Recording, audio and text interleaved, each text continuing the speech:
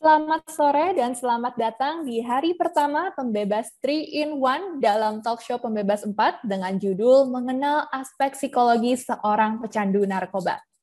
Pembebas 3-in-1 ini adalah acara pembebas yang dilakukan selama 3 hari berturut-turut yang terdiri dari 2 acara talk show dan 1 acara think tank. Nah, diharapkan seluruh peserta dapat mengikuti keseluruhan rangkaian acara pembebas 3-in-1 ya teman-teman.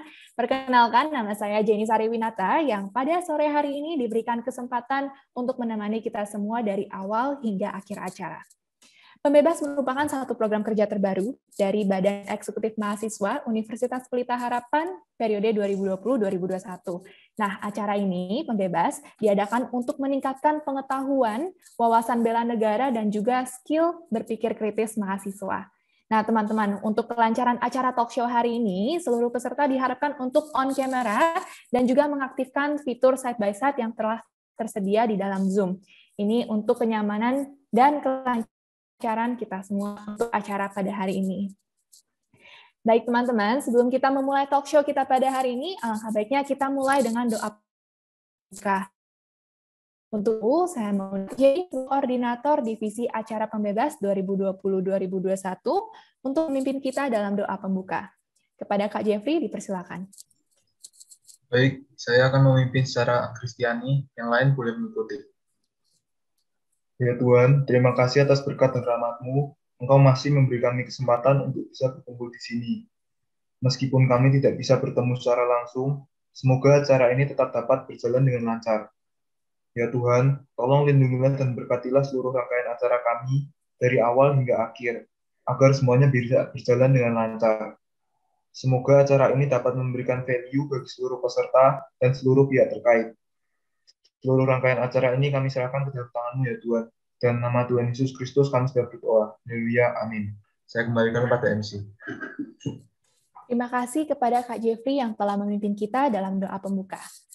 Baik teman-teman, selanjutnya dalam awal acara ini, sebelum kita melanjutkan acara ini, kita akan menyanyikan lagu kebangsaan kita.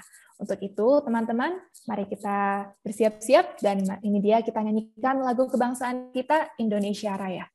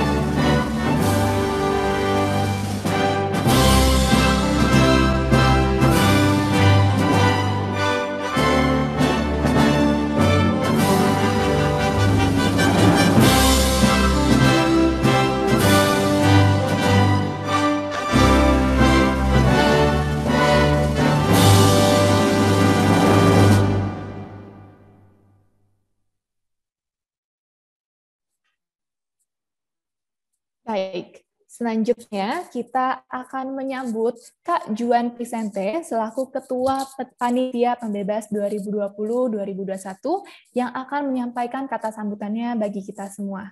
Untuk itu, kepada Kak Juan Vicente dipersilahkan untuk mengambil tempat dan waktu.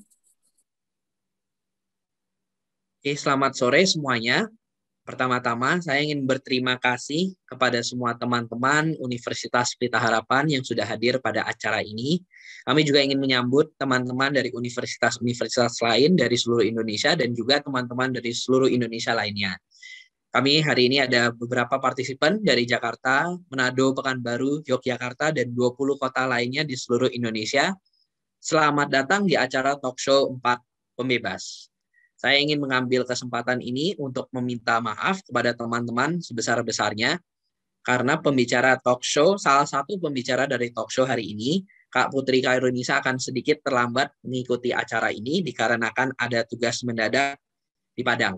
Namun jangan khawatir karena pembicara kami yang satu lagi, Miss Ririn sudah sangat expert dan mempersiapkan materi-materi yang sangat berguna untuk teman-teman sekalian. Saya juga ingin mengambil kesempatan untuk berkata bahwa narkoba tetaplah menjadi salah satu permasalahan yang besar di Indonesia. 40-50 orang meninggal setiap hari karena narkoba. Artinya, ada satu orang yang meninggal setiap 32 menit karena narkoba. Pada akhir talk show ini, diperkirakan ada 3 orang yang sudah meninggal karena narkoba.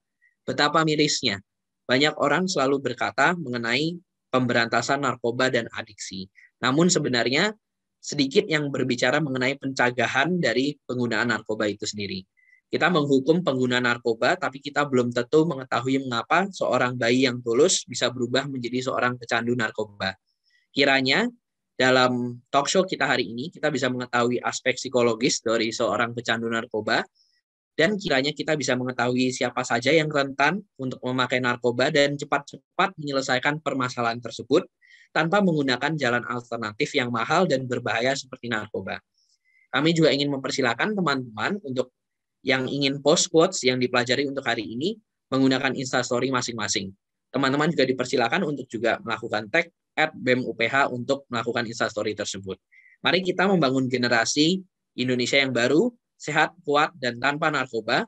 Semoga teman-teman banyak belajar dari acara ini. Sit back, enjoy the talk show.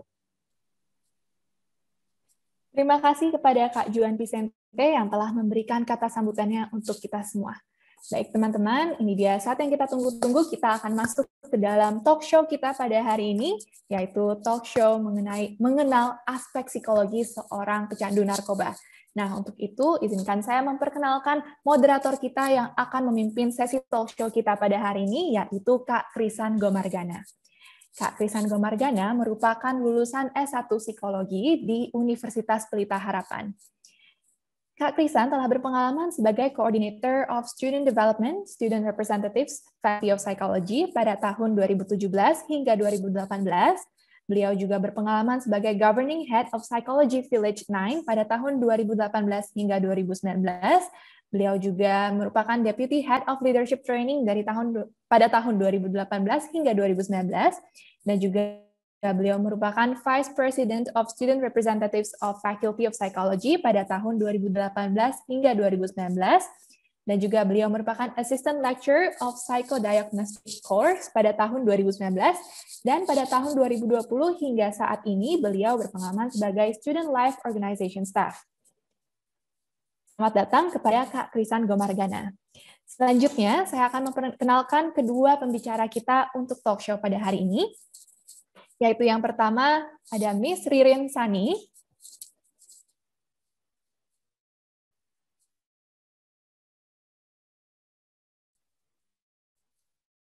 Dan pembicara kita yang kedua ada Miss Putri Khairunisa. Izinkan saya. Ya, Miss Ririn Sani merupakan lulusan S1 Psikologi Universitas Indonesia dan juga lulusan S2 Psikologi Universitas Indonesia. Beliau berpengalaman sebagai Assessor Associate di Selaras Mitra Negara pada tahun 2014 hingga saat ini, dan juga beliau merupakan Clinical Psychologist di komunitas peduli Schizophrenia Indonesia pada tahun 2015 hingga 2016, dan juga beliau berpengalaman sebagai Adult Counseling Psychologist di Perhati Counseling and Care Center dari tahun 2016 hingga saat ini, dan beliau merupakan dosen adiktif di Universitas Pelita Harapan dari tahun 2015 hingga 2018, dan juga 2019 hingga saat ini. Dan dari tahun 2020 hingga saat ini, Miss Ririn adalah seorang psychology teacher di Suci School. Selamat datang kepada Miss Ririn Sani. Kemudian izinkan saya memperkenalkan pembicara kita yang kedua, yaitu Miss Putri Khairunisa. Miss Putri Khairunisa merupakan lulusan S1 Ilmu Komunikasi, dan beliau berpengalaman sebagai Putri Anti Narkoba pada tahun 2017, dan juga Miss Asia Indonesia pada tahun 2017, dan juga dari tahun 2019 hingga saat ini, beliau berpengalaman sebagai Ketua Bidang DPP KNPI atau Indonesia National Youth Committee, dan juga dari tahun 2020 hingga saat ini, beliau merupakan Ketua Permindo atau Indonesian Youth Association. Baik, langsung saja kita mulai talk show kita pada hari ini. Untuk itu saya serahkan kepada Kak Krisan Gomargana selaku moderator kita untuk memimpin sesi kita pada sore ini. Dipersilakan kepada Kak Krisan. Oke, thank you so much Jenny untuk perkenalannya tadi. Teman-teman semua, semoga bisa dengar suara saya dengan jelas ya. Kalau misalnya ada yang nggak jelas gitu, teman-teman raise hand aja ya, ada fitur raise hand kan. Nanti aku akan ulang gitu, karena takutnya koneksinya kenapa-napa nih, gitu ya. Aku mau menyapa semuanya dulu. Selamat sore, teman-teman semua yang hadir di sini. Ada 461 partisipan berarti ya sore hari ini. Dan juga mau menyapa pembicara kita hari ini ada Bu Ririn Sani. Halo Bu. Halo Krisan. Halo. Dan juga tadi ada pembicara kita yang kedua ada Ibu Putri ya.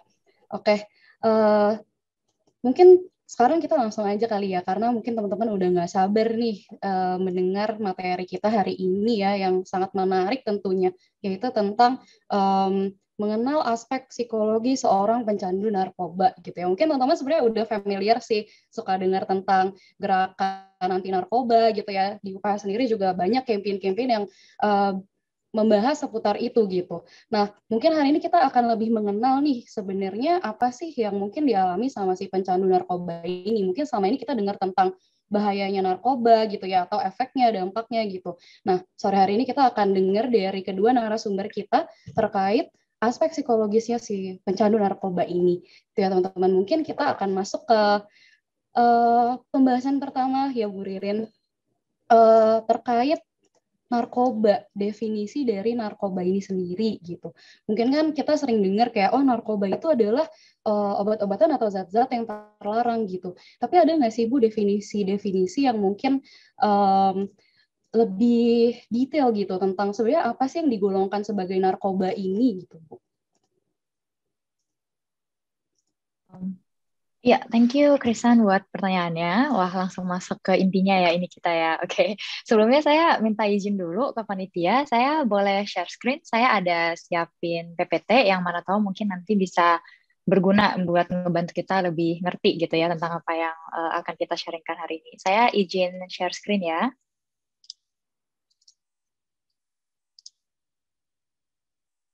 Oke.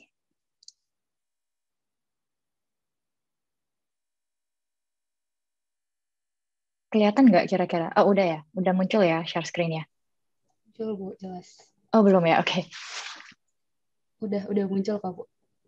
Udah ya? Oke. Iya, jadi untuk pertanyaannya Krisan tadi, memang pertama-tama kita perlu ngerti dulu drug itu apa, atau kayak narkoba itu apa ya, gitu. Jadi kita perlu tahu konteksnya dulu, gitu. Karena di tiap negara itu bisa jadi memang punya pemahaman atau punya informasi yang klasifikasinya berbeda gitu. Nah, kalau di Indonesia mungkin sering dengar narkoba gitu. Kalau mungkin peserta yang ada audiens yang ada di talk show ini sekarang tahu nggak kepanjangannya narkoba itu apa sebenarnya? Nah, kita sering sebut gitu ya, tapi kira-kira kita tahu nggak kepanjangan narkoba itu apa?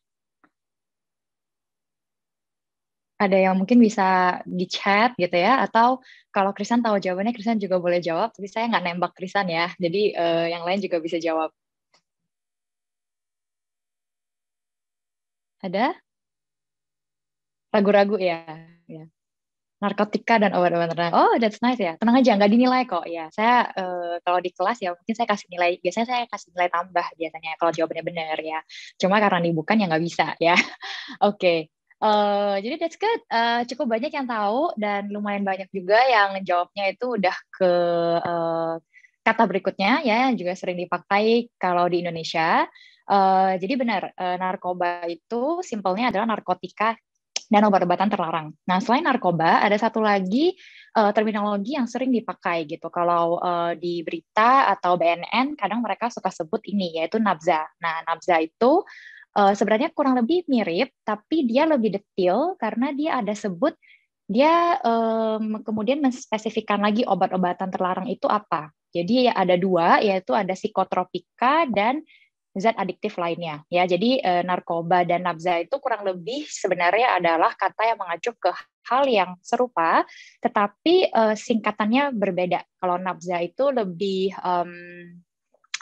bisa dibilang lebih detail, dia lebih inklusif gitu terminologinya. Jadi saat kita berbicara tentang drug ya hari ini atau kita bicara tentang pecandu narkoba, saya mau kita semua setidaknya di halaman yang sama dulu on the same page bahwa kita nggak hanya fokus di narkotika, tapi kita juga ngomongin psikotropika dan zat adiktif lainnya. Jadi all including gitu ya, supaya lebih satu konteks nih, satu pemahaman gitu.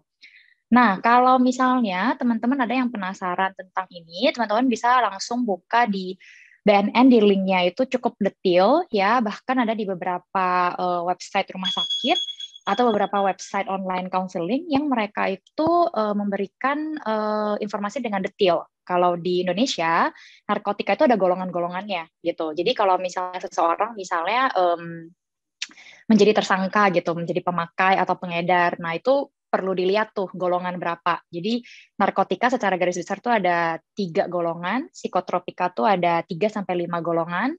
Nah, di dalamnya ada lagi biasanya gitu. Tapi saya nggak akan detail ke situ ya, karena saya pikir itu informasi yang teman-teman bisa dapat dengan baca ya, tapi ini adalah informasi umum yang saya temukan.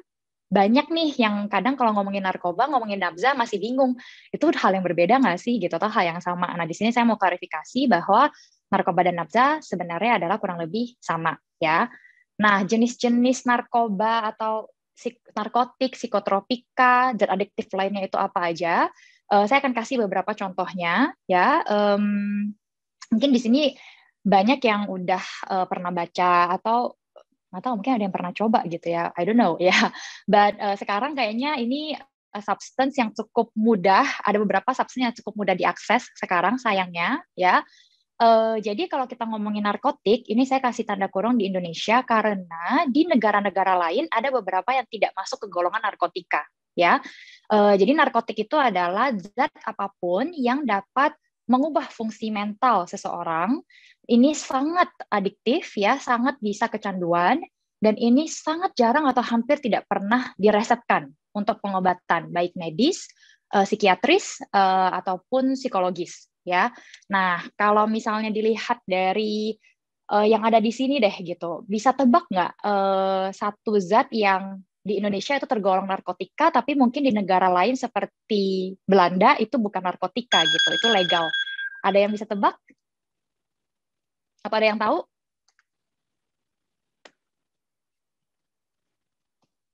Ini yang sering kali jadi, iya benar, ganja ya. So thank you Joanna, thank you Jason ya.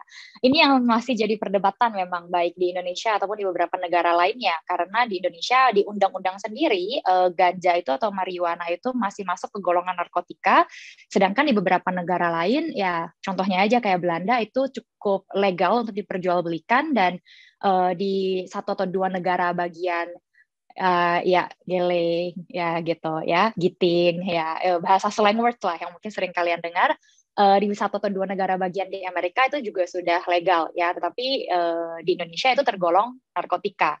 Dan menariknya juga ya, di Indonesia itu ada yang namanya psilocybin atau magic mushroom. Magic mushroom mungkin kalian cukup familiar gitu ya. Kalau bagi teman-teman di sini yang asalnya mungkin dari, saya asalnya dari kota yang sangat kecil di Pulau Sumatera ya. Saya nggak tahu siapa di sini yang mungkin tahu, tapi saya asalnya dari kota Tarutung, itu di Tapanuli, lumayan deket nih sama Parapat, Samosir gitu. Nah, waktu saya remaja gitu ya, sering jalan-jalan ke situ, jujur aja di Samosir itu magic mushroom itu cukup umum gitu. Bahkan kita bisa pesan mie tek-tek pakai magic mushroom gitu. Nah, barulah saya ngerti kalau ternyata magic mushroom itu kalau di Indonesia tergolong narkotika. Dan kenapa sebabnya kalau di Bali kalian memperjualbelikan ini, benar Sultan. Di Bali kalau kalian ketahuan beli ini atau kalian jual ini, kalian bisa kalian bisa kena isu legal gitu. Karena di Indonesia sendiri itu masih tertera di undang-undang kita itu bagian dari narkotika gitu ya. Nah, kemudian psikotropika. Psikotropika mungkin banyak yang masih agak bingung ya dengan namanya. Psikotropika itu sederhananya itu adalah obat yang ada kaitannya dengan kondisi psikologis seseorang. Jadi, psikotropik ini biasanya adalah obat-obatan yang tujuannya itu diresepkan untuk pemulihan gitu, atau diresepkan untuk menurunkan gejala psikologis seseorang gitu. Oke, thank you for for sharing gitu ya. Ada beberapa dari kita yang mungkin pernah diresepkan psikotropik gitu. Jadi psikotropik itu adalah contohnya antidepresan gitu, anti anxiety, anti psikotik gitu. Ini beberapa jenis-jenis merek dagang atau beberapa jenis bahan dasar obat psikotropika yang mungkin bagi sebagian dari kalian cukup tahu, sebagian mungkin masih sangat awam. Yang mungkin cukup umum tuh Xanax ya. Xanax kayaknya lumayan sering kali ya. Banyak dari kalian yang mungkin pernah dengar kalau nonton gitu. Kayaknya sejak pandemi semua orang banyak yang hobinya nonton gitu ya. Yang sebelumnya suka nonton jadi lebih suka nonton, yang sebelumnya nggak suka mungkin jadi suka gitu. Nah, mungkin kalian nonton sering denger nih kata Xanax. Jadi Xanax itu sebenarnya adalah sejenis obat tidur yang diresepkan psikiater biasanya untuk orang-orang yang punya gangguan tidur. Nah, jadi itu memang harus dengan resep karena dia sampai dengan dosis tertentu itu bisa secara sedang itu masih ada adiktifnya gitu. Ya, jadi psikotropik itu adalah zat yang bisa juga mempengaruhi kondisi mental, tetapi nggak sampai ekstrim mengubah ya. Kalau narkotik tuh biasanya agak ekstrim. Kalau psikotropik tuh tergantung dosisnya, ya, gitu. Dan yang terakhir ini yang mungkin banyak yang nggak nyangka gitu. Kalau anak-anak psikologi mungkin udah tahu ya, gitu. Kalau anak non psikologi mungkin bingung. Jadi termasuk dalam narkoba atau nafza sebenarnya adalah zat lainnya yang bukan narkotik, yang bukan psikotropik, yang sebenarnya juga bisa menyebabkan adiksi. Tetapi ini adiksinya rendah, sehingga biasanya ini cukup mudah kita temukan sehari-hari. Ada yang mungkin bisa tebak atau tahu yang masuk ke golongan ini apa? Sesuatu yang kayaknya sekarang sering kita temui, dari dulu di Indonesia juga banyak ditemui. Yes, rokok, ya, that's good. Ada lagi? Oke, ngelem ya, thank you Sultan. So, ngelem itu sebenarnya adalah salah satu jenis, yes, other addictive substances, benar. Tapi kalau di Indonesia itu nggak benar-benar disebutin di UUD, setahu saya ya, saya mungkin salah gitu.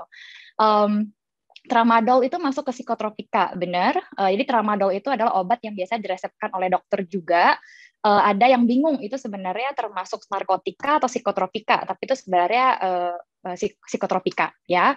Yes, Riklona itu bisa masuk ke psikotropika juga. Ini kayaknya canggih-canggih nih, ini para pesertanya nih. Dumol, ya, Dumol juga salah satunya. Ini, sorry ya, bagi yang banyak belum tahu, ini beberapa nama yang disebut tuh kayak Dumol itu biasanya tuh obat depresan gitu. Jadi untuk orang-orang yang kecemasannya tinggi atau orang-orang yang punya masalah dengan sistem sarafnya, jadi dia kayak cemas, badannya bisa kaku gitu. Kemudian dia, let's say, punya gejala-gejala lain yang sulit membuat dia berfungsi sehari-hari, psikiater tuh bisa resepin itu. Tapi ya seperti yang kalian tahu, sekarang banyak artis-artis yang menggunakan itu untuk bisa menjalani hari-harinya dengan lebih baik gitu. Dan yang kalian udah lihat lah di berita, kadang ya itu mereka jadinya harus menghadapi isu legal gitu, harus ke pengadilan untuk menjelaskan, untuk menunjukkan gitu bagaimana mereka menggunakan. Nah, yang belum kesebut selain rokok itu sebenarnya adalah alkohol dan kafein ya. Jadi alkohol kayaknya cukup umum lah gitu ya. Kalau di Indonesia memang konsumsi fenomena adiksi alkohol itu tidak sebesar fenomena adiksi rokok. Di Indonesia itu lebih tinggi rokok. Kalau alkohol itu memang isunya itu lebih tinggi, atau bisa dibilang sama tingginya itu biasanya di negara luar kayak di Amerika gitu. Terus kalau kafein sendiri, mungkin banyak yang belum ngeh atau banyak yang mungkin baru tahu ya. Kalau kalian punya teman anak psikologi yang sudah pernah ngambil kuliah adiksi, biasanya kalian akan tahu kalau kafein itu adalah salah satu zat yang sekarang itu sudah masuk sebagai salah satu diagnosis adiksi gitu. Jadi sebenarnya kafein itu tidak terlalu adiktif ya, karena kadar kafein kayak kopi gitu, kadar kafeinnya itu harusnya nggak banyak, tapi ya, sekarang ini ada orang-orang yang karena itu jadi lifestyle ya, ada orang-orang yang sehari itu bisa minum kopi sampai 4 gelas, 5 gelas, kemudian tidak mengkonsumsi apapun lagi selain kopi, dan jadinya ada simptom-simptom adiksi, dan di 2-3 tahun terakhir ini kasus-kasusnya mulai lebih banyak dibanding sebelumnya gitu ya. Jadi sorry saya ngomongnya agak banyak gitu, tapi semoga lebih ada gambaran ya. Jadinya kalau narkoba itu apa, nabza itu apa. Jadi sebenarnya kalau mau dibilang nikotin, alkohol, kafein itu tergolong itu juga, tapi bukan berarti kopi narkoba, enggak ya gitu. Jadi yang zatnya nih yang tergolong, tapi kopi ya enggak berarti itu gitu. Walaupun kopi pasti mengandung kafein. Jadi kafeinnya ini nih yang tergolong sebagai nabza, zat adiktif lainnya. Gitu. Ya, semoga cukup clear. Kalau ada pertanyaan, boleh silakan, atau mau nanti disimpan dulu juga boleh. Oke, thank you so much, Miss, untuk penjelasannya gitu ya tadi. Wow, ini teman-teman juga ternyata cukup punya pemahaman yang cukup banyak gitu ya. Ada beberapa hal yang saya sendiri juga belum pernah dengar sebenarnya sebelumnya gitu. Terus teman-teman udah bisa sebutin gitu. Mungkin terkait tadi Miss sempat singgung juga sih terkait lifestyle gitu ya Miss, kayak sekarang kayak kafein gitu, akhirnya jadi lifestyle gitu ya. Ada nggak sih Miss kayak faktor-faktor dari lingkungan kita sendiri gitu yang akhirnya secara langsung ataupun nggak langsung gitu akhirnya membuat kita itu jadi terlibat atau involve untuk konsumsi yang drugs ini gitu Miss?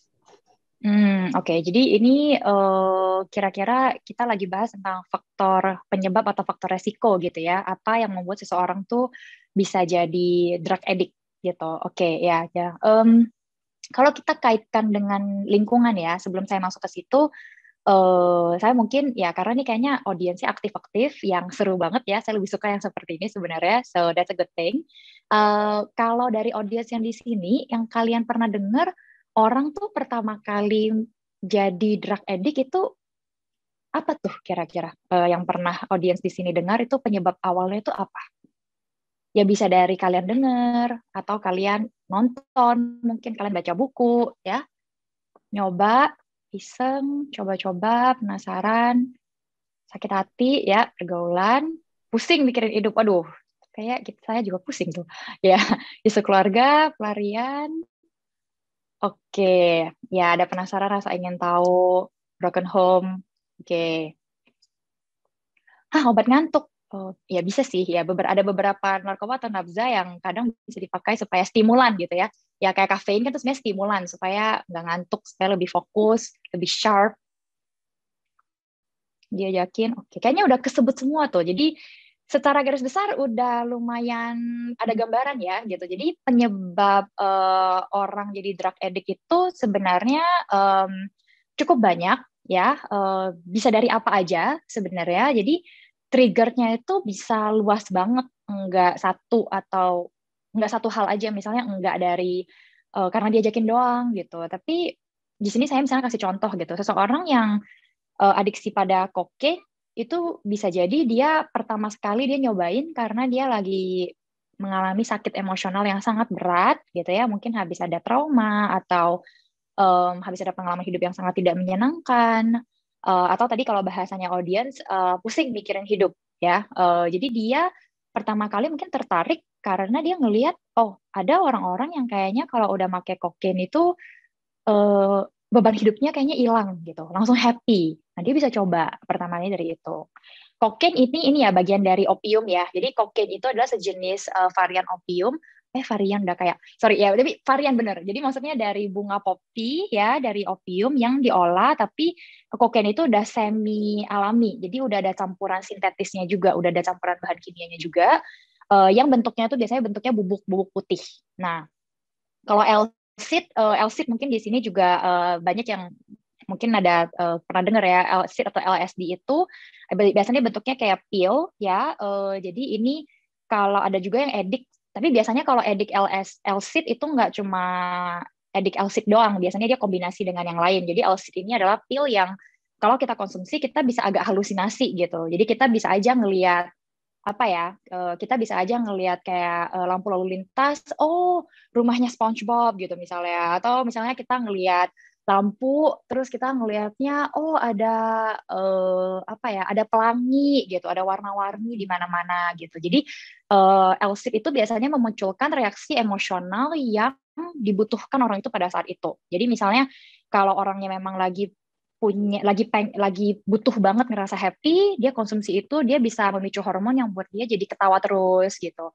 Atau ada orang yang sebenarnya pengen nangis, nggak bisa nangis karena memang kontrol emosinya misalnya dan awareness emosinya kurang oke, dia konsumsi ini bisa jadi dia jadi nangis terus gitu. Jadi ada halusinasinya juga biasanya. Nah, biasanya yang nyoba ini LSD karena temennya kasih coba gitu, cobain deh ini seru gitu, coba deh nggak apa-apa, gue udah cobain nggak kenapa-napa gitu misalnya. Nah ada, dan kemudian berujung ke edik. Ada juga yang pertama-tama nyoba ganja penasaran aja, katanya ada loh cupcakes yang isinya ganja gitu, habis lu makan happy gitu, habis lu makan kayaknya lu santai. Nah bisa karena penasaran, kayak yang tadi banyak disebutin, penasaran pengen tahu ya. Ada juga benzo tuh benzodiazepin adalah salah satu variasi dari obat depresan ya untuk orang yang punya kesulitan tidur.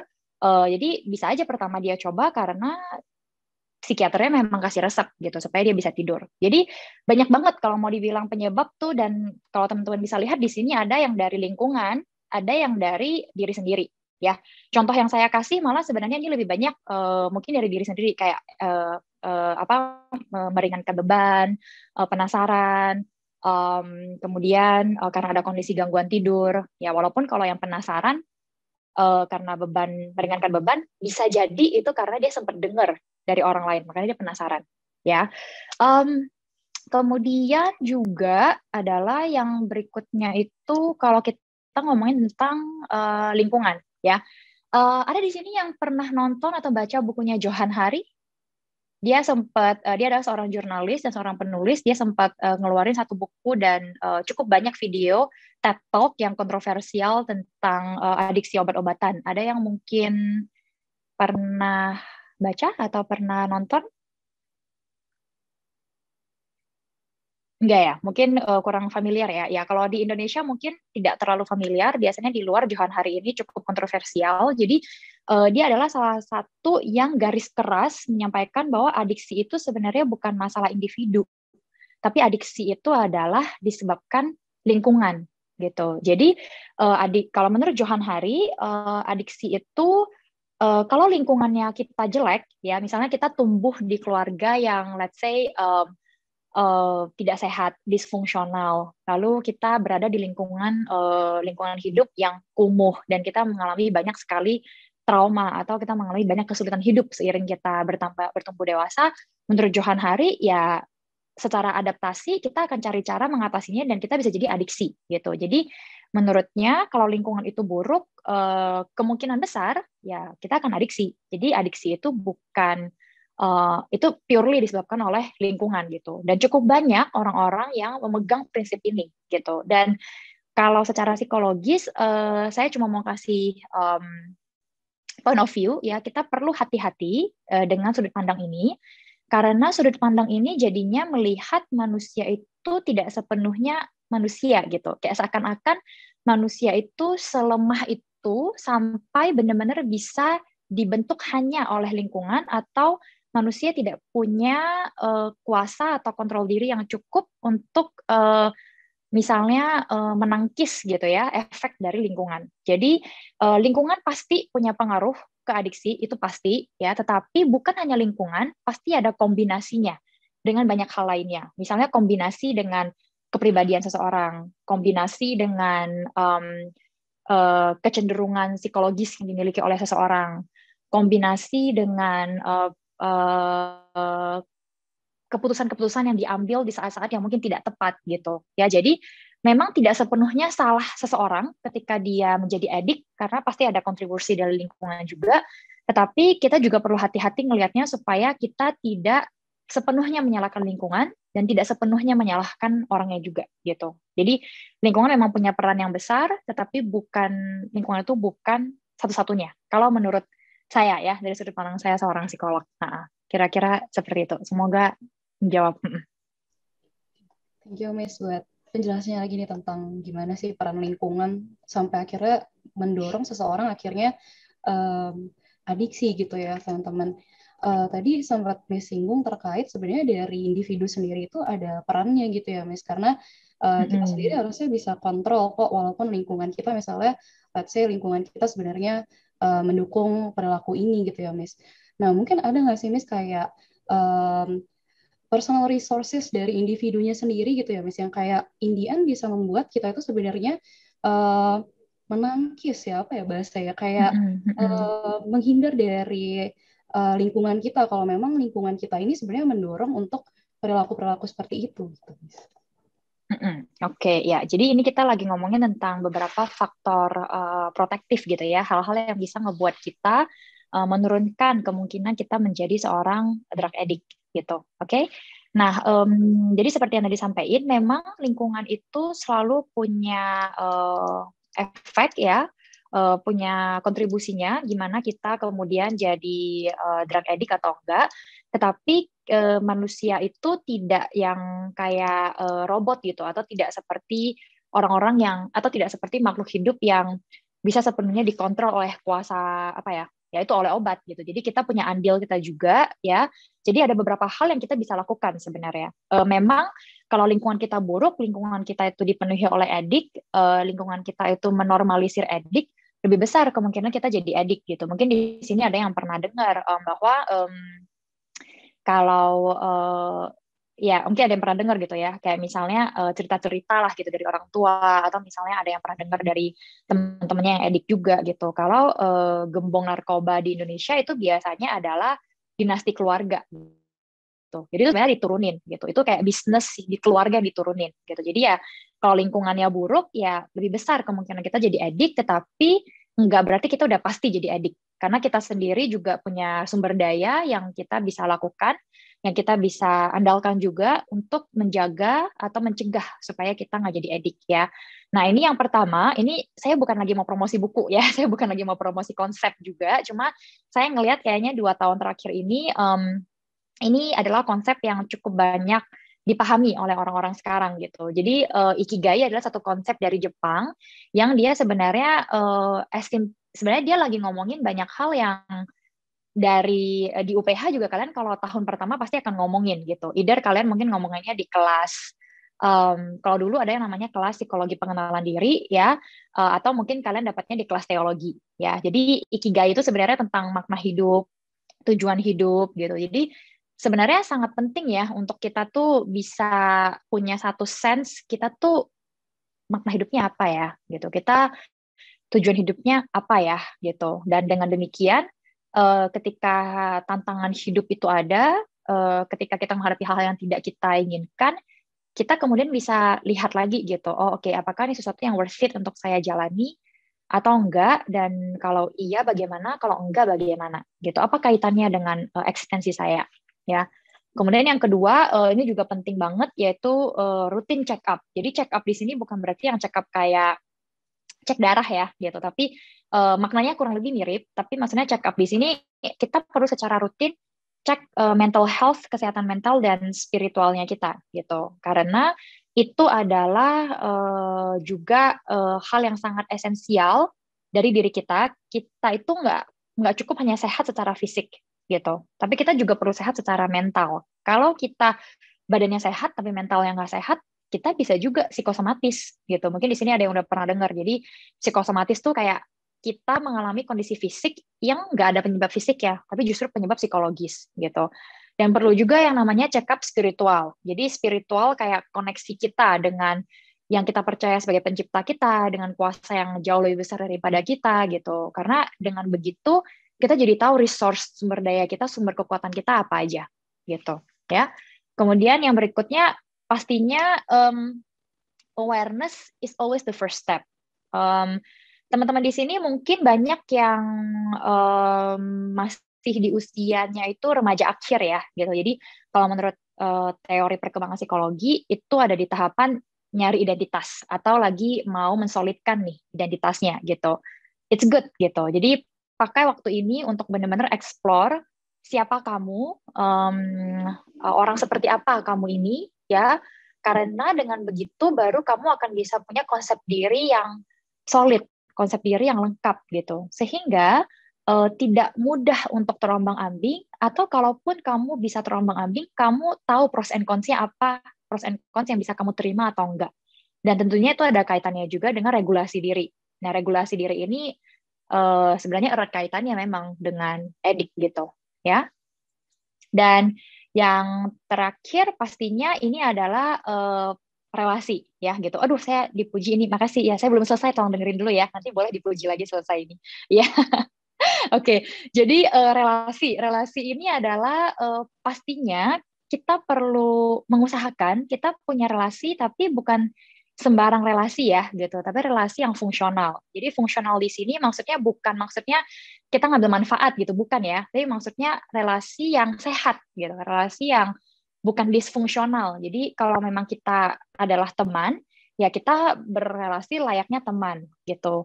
Kalau kita adalah mentor dan mentee, kita berrelasi layaknya mentor dan mentee. Jadi yang penting di sini juga adalah boundary yang jelas. Jadi clear boundary, ya, healthy boundary. Boundary di sini maksudnya bukan bangun benteng ya, gitu. Karena kayaknya sekarang banyak yang mungkin punya kebingungan ini maksudnya apa. Tapi healthy boundary di sini maksudnya adalah kita perlu punya satu bayangan yang jelas, kesanggupan kita dalam relasi ini bagaimana, gitu. Apa nih batasan yang jelas? Contohnya, kalian punya teman dekat, gitu.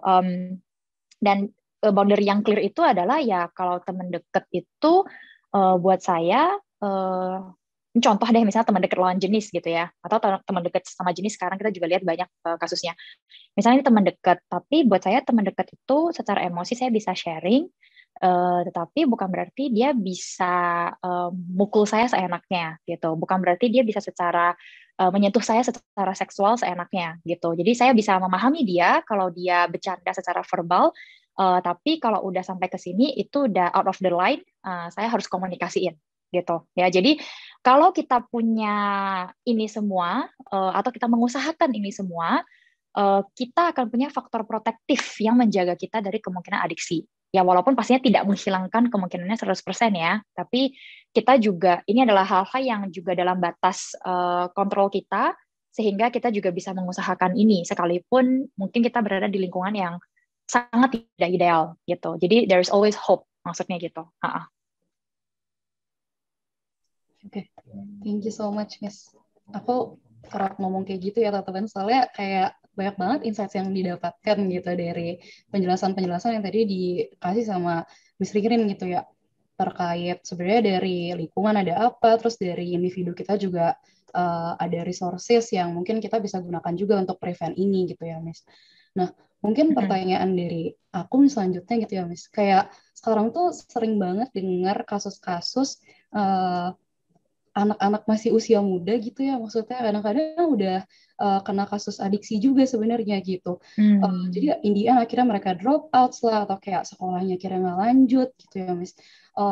Kalau Miss sendiri based on experience nih, Miss kan banyak experience sebelumnya gitu ya, Miss, menangani kasus seperti ini gitu. Ada apa aja sih, Miss, dampak-dampak yang sebenarnya akhirnya dirasakan sama individu-individu yang addicted ke drugs gitu? Oke, ya. Kalau kita ngomongin dampak ya, ini memang cukup kompleks ya gitu. Jadi kalau kita ngomongin drug addict itu mungkin ada yang pernah dengar gitu. Kalau adiksi itu bukan masalah satu orang saja, tapi itu adalah masalah keluarga ataupun masalah komunitas. Kenapa? Karena dampak yang dirasakan drug addict itu nggak cuma berhenti di diri dia, tapi juga bisa lanjut ke area yang lebih besar dari dia, sampai ke keluarga atau sampai ke komunitas begitu ya. Jadi yang pertama dalam hidup seorang drug addict biasanya ini kalau kita ngomongnya udah ada diagnosis ya gitu. Jadi ini kita perlu be on the same page dulu bahwa kita definisi drug addict adalah orang yang sudah ada dependensi, jadi sudah ada diagnosis, sudah memenuhi gejala-gejalanya. Sudah memenuhi kriteria-kriteria gejala untuk didiagnosis drug addict ya. Jadi ini bukan kayak label yang kita kasih ke orang ya, tapi seseorang yang sudah ada diagnosis drug addict itu biasanya dia nggak hanya mengalami drug addict gitu, tapi biasanya ada 70-80% kemungkinan dia sebenarnya juga mengalami gangguan psikologis lainnya. Contoh di sini depresi, kecemasan, atau bisa juga yang udah akut itu skizofrenia gitu. Jadi skizofrenia adalah gangguan psikologis yang kalau masyarakat pada umumnya sebutnya gila gitu. Jadi yang gejalanya halusinasi gitu ya, delusi, dan kemudian walaupun kalau skizofrenia itu nggak berarti bisa langsung kena ya. Jadi biasanya ini kalau misalnya drug addict-nya udah tergolong parah, jadi diagnosisnya itu sudah bertahun-tahun, kemudian treatment tidak cukup efektif ya karena banyak hal, banyak faktor, itu bisa mengarah ke skizofrenia gitu. Jadi saya pernah punya satu klien yang dia sudah didiagnosis addiction itu selama 18 tahun ya, dan 18 tahun itu dia clean atau sobernya itu bisa dibilang nggak dalam jangka panjang gitu. Jadi relapse-nya cukup cepat. Jadi 3 bulan relapse, setengah tahun relapse. Paling lama kayaknya waktu itu 8 bulan ya, saya lupa ingat, sorry ya. Jadi setelah 18 tahun, ternyata semua konsumsi drugs dan juga treatment, karena kadang treatment pakai obat-obatan lain juga gitu ya, itu mempengaruhi dia banget gitu. Dan pengalaman hidup selama 18 tahun itu kan bisa dibilang sangat kompleks ya, sehingga bisa dibilang psikisnya pecah gitu, jadi dia didiagnosis skizofrenia gitu. Jadi ini mungkin terjadi, tetapi biasanya kalau itu drug addict ada jangka panjang. Ada juga conduct disorder. Conduct disorder ini yang banyak orang-orang salah. Sekarang banyak kata-katanya banyak dipakai antisosial gitu. Walaupun itu pemakaian yang salah. Jadi di psikologi antisosial itu, di psikologi antisosial itu adalah kata yang kita pakai untuk menggambarkan orang-orang yang anti. Jadi orang-orang yang nggak suka sama orang lain. Jadi dia menyakiti orang lain, dia menyakiti makhluk hidup lain gitu. Dan seringkali kompleksitas hidup seorang drug addict itu bisa membuat dia mengembangkan ini gitu. Dan pastinya kalau seseorang udah drug addict dengan sesuatu, contoh nih, misalnya dia duluan drug addict-nya dengan alkohol gitu. Kemungkinan dia untuk drug addict dengan drug lainnya lagi lebih besar. Jadi bisa aja di saat yang bersamaan dia dapat diagnosis adiksi itu bukan cuma 1 zat, tapi 2 atau sampai 3 zat gitu. Oke. Dan tidak berhenti di situ ya. Mungkin saya nggak tahu ada yang pernah dengar nggak kalau mungkin ada yang pernah dengar gitu. Oh iya, itu drug addict kan ke orang-orang yang kalau misalnya IQ-nya rendah gitu. Jadi makanya walaupun dia udah tahu itu drugs, dia tetap make gitu. Nah, kalau yang pernah dengar atau mungkin pernah sharing sama teman-temannya, saya perlu klarifikasi bahwa itu tidak tepat ya. Jadi justru sebaliknya yang terjadi. Jadi orang-orang dengan high IQ itu tidak berarti dia imun loh dengan adiksi.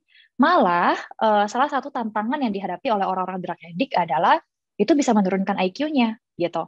Udah cukup banyak penelitian yang menunjukkan bahwa siswa atau mahasiswa yang mengalami adiksi ganja itu IQ-nya bisa mengalami penurunan secara signifikan. Jadi misalnya dia sebelum drug addict waktu awal masuk kuliah gitu kan, misalnya ada tes psikologinya gitu, terus IQ-nya let's say superior. Nah ternyata ketika dia mengalami masalah, di-assess lagi nih sama konselor atau psikolog universitasnya gitu, dan IQ-nya dia turun, jadi yang harusnya superior turun ke rata-rata, atau jadi superior itu biasa superior, rata-rata atas, rata-rata bawah, ini bisa turun sampai ke rata-rata gitu. Jadi kemampuan berpikir dan potensi berpikirnya itu bisa sampai seterpengaruh itu kalau sudah sampai adiksi ya. Kalau dalam penelitian yang tadi saya share, adiksi ganja ya pasti ngaruh juga ke penghargaan diri, lebih sulit meregulasi diri, relasinya biasanya disfungsional. Sudah banyak gitu ya cerita orang-orang yang drug addict, khususnya kalau di Indonesia kasus yang biasanya paling ekstrim itu biasanya adalah adiksi syabu ya, Syabu itu adalah salah satu jenis narkotik yang golongannya metamfetamin. Jadi metamfetamin itu sebenarnya adalah kalau di luar negeri ngomongnya meth ya. Kalau di Indo kita ngomongnya syabu. Bukan shabu-shabu ya, maksudnya bukan yang makan shabu-shabu, tapi sebutannya mirip, tapi bukan yang itu ya. Jadi bahasa Indonesianya itu syabu karena di Indonesia itu meshnya itu campurannya itu oplosannya udah sangat apa ya, udah sangat macam-macam. Itu bisa sampai belasan jenis bahan kimia atau obat-obatan dicampur dan itu bisa highly addictive banget. Dan banyak sekali cerita di Indonesia, bukan hanya di kota besar tapi juga di kota kecil. Kalau udah sampai adiksi sabu itu bahkan maaf ya, ini agak kasar emang. Itu bahkan istri sendiri bisa dijual gitu, anak sendiri bisa dijual gitu, karena dia butuh duitnya gitu. Karena syabu itu mahal gitu dan ya itu benar-benar ngerusak keluarga. Itu bahkan dia bisa sampai nyuri gitu, bisa nyuri ke keluarganya gitu. Ada salah satu klien saya, dia sampai nyuri akte rumahnya dia gitu. Jadi dia udah nggak ada duit, semua barang-barangnya dia udah dia jual, dia minta duit dari orang tuanya nggak dapet, dia sampai nekat untuk nyari akte tanah dan dia sampai gadein gitu, gadein akte tanahnya itu. Jadi dia itu pasti ngerusak relasi bukan cuma sama keluarga tapi ya sama semua orang basically gitu ya. Dan ya pasti mimpi-mimpinya dia juga pasti terpengaruh karena ya pasti sulit untuk fokus di kerja dan sebagainya gitu. Kok gak jual ginjal dulu? Ya tergantung ya gitu. Kayaknya itu bukan, kalau misalnya orang udah edik itu seringkali yang muncul itu yang paling gampang dulu gitu. Kalau misalnya ini, sorry saya agak nanggepin sebentar gitu ya. Kadang kan kita punya persepsi kok nggak gini dulu gitu. Jual ginjal itu prosesnya lama. Ya, gitu. Kamu harus cari penadah dulu, kamu harus cari orang yang mau dulu, gitu. Kalau surat tanah, kamu bisa langsung akses, kamu bisa langsung kamu bisa langsung dapet. Dan itu sedihnya ya, klien saya itu dia gadein surat tanahnya itu nggak mahal loh, gitu. Rumahnya itu bisa sampai 2 miliar ya, dia gadein itu cuma untuk berapa? Cuma untuk 5 juta, gitu. Tapi itu cepat. Jadi dia lagi perlu, dia udah sakau gitu. Jadi dia perlu, jadi dia gadein gitu. Jadi tantangannya memang sangat banyak dan makanya hidup seorang drug addict itu biasanya sangat kompleks. Belum lagi tantangan fisiknya karena seiring dengan kita adiksi pasti ada struktur otak yang berubah. Itu pasti ya. Makanya kalau di Amerika dan di Eropa itu udah ada aliran medis gitu yang mengatakan adiksi itu adalah gangguan otak gitu atau ada kerusakan di otak karena memang secara hormonal proses otak berubah, struktur otak berubah gitu dan belum ada resiko overdosis, resiko HIV kalau pemakaiannya pakai jarum ya, resiko gangguan jantung, kanker dan sebagainya. Jadi kalau dibilang dampak sih bisa dibilang banyak banget ya gitu. Maksudnya biasanya nggak cuma satu, bisa beberapa.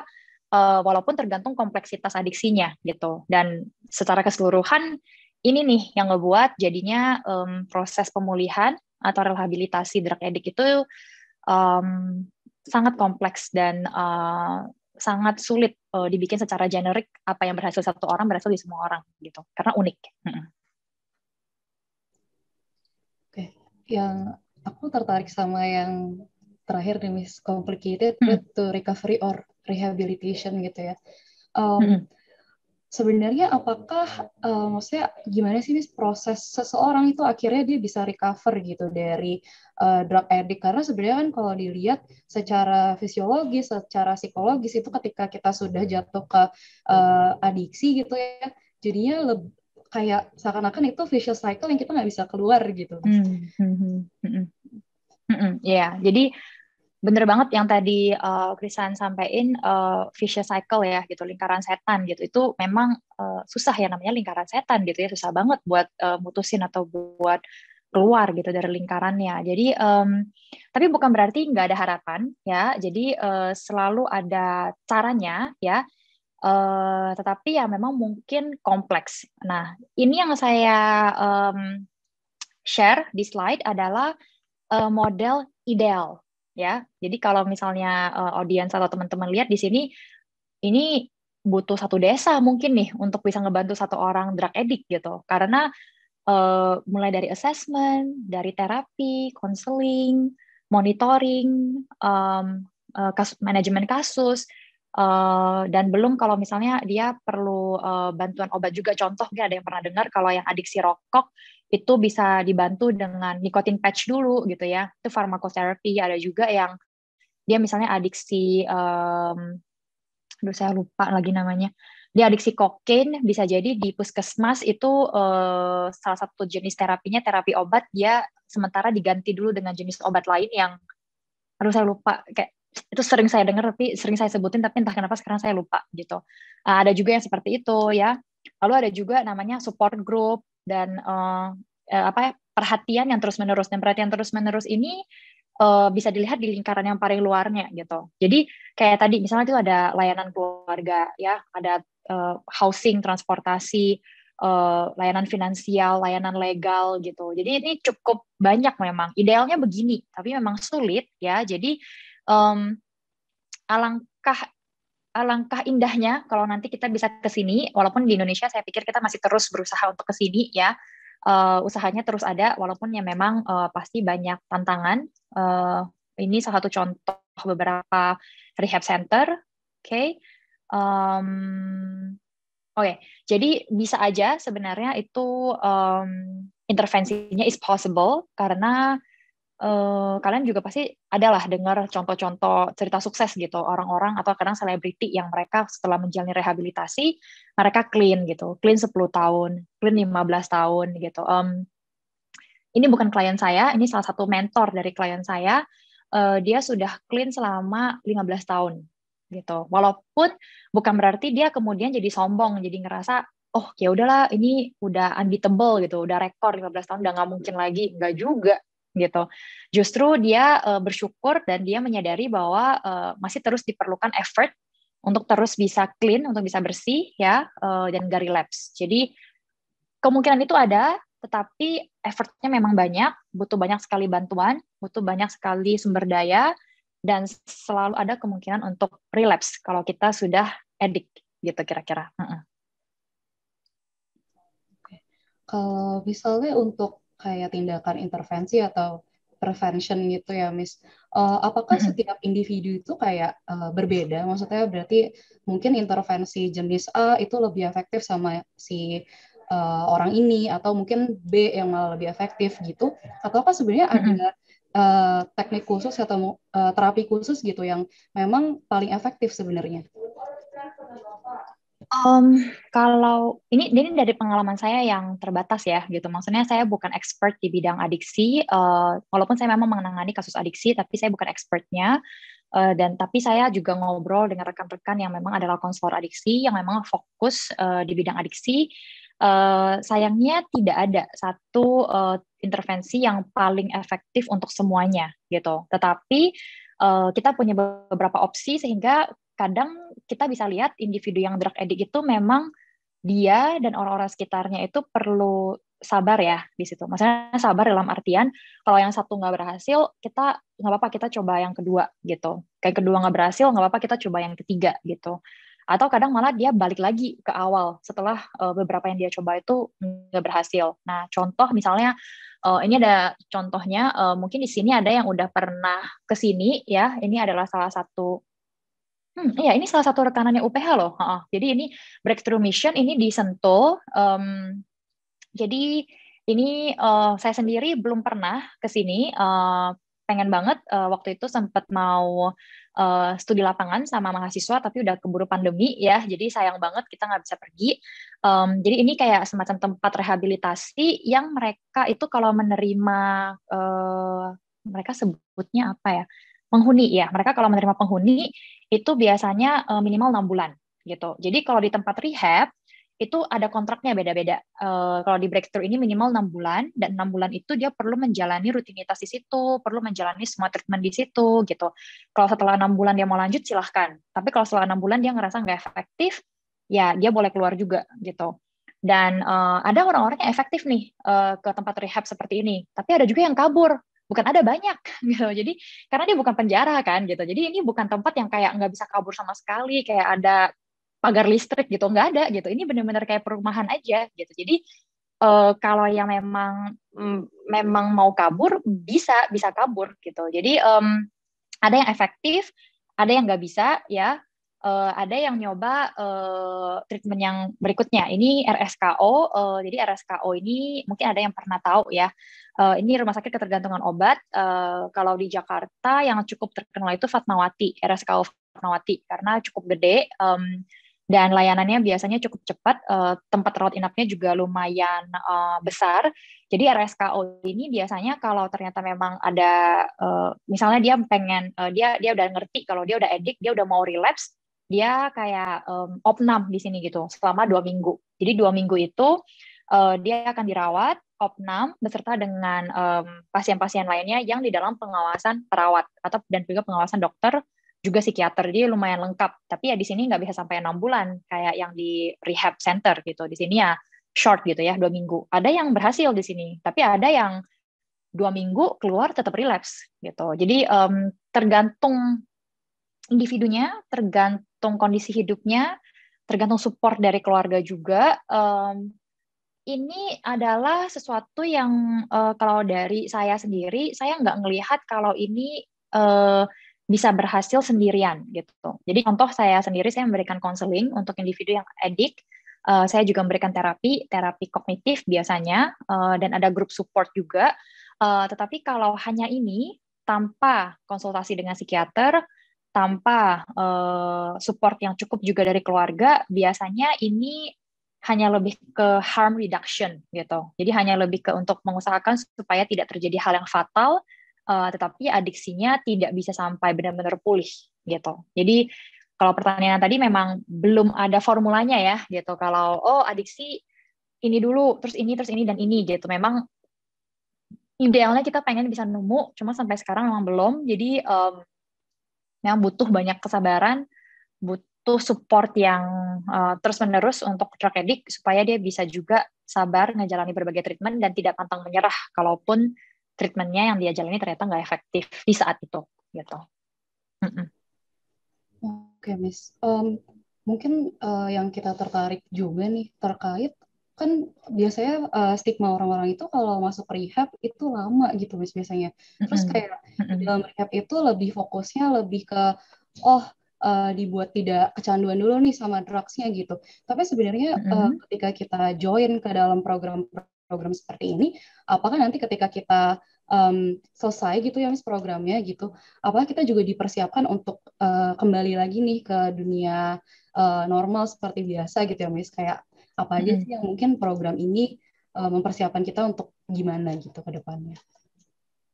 Ya, itu mungkin banyak, itu mungkin pertanyaan yang banyak juga dimiliki biasanya kalau kita punya relatif gitu ya, atau kita punya kenalan yang masuk ke rehab center gitu. Nah, rehab center itu kenapa butuh sampai 6 bulan? Itu kalau di breakthrough ya, kalau di puncak gitu ya, daerah puncak, dekat daerah BNN, dekat Lido situ, sebenarnya lumayan banyak rehab center juga gitu. Salah satu yang saya pernah praktek itu namanya, saya bukan promosi ya, ini saya cuma sharing gitu ya, namanya Yakita.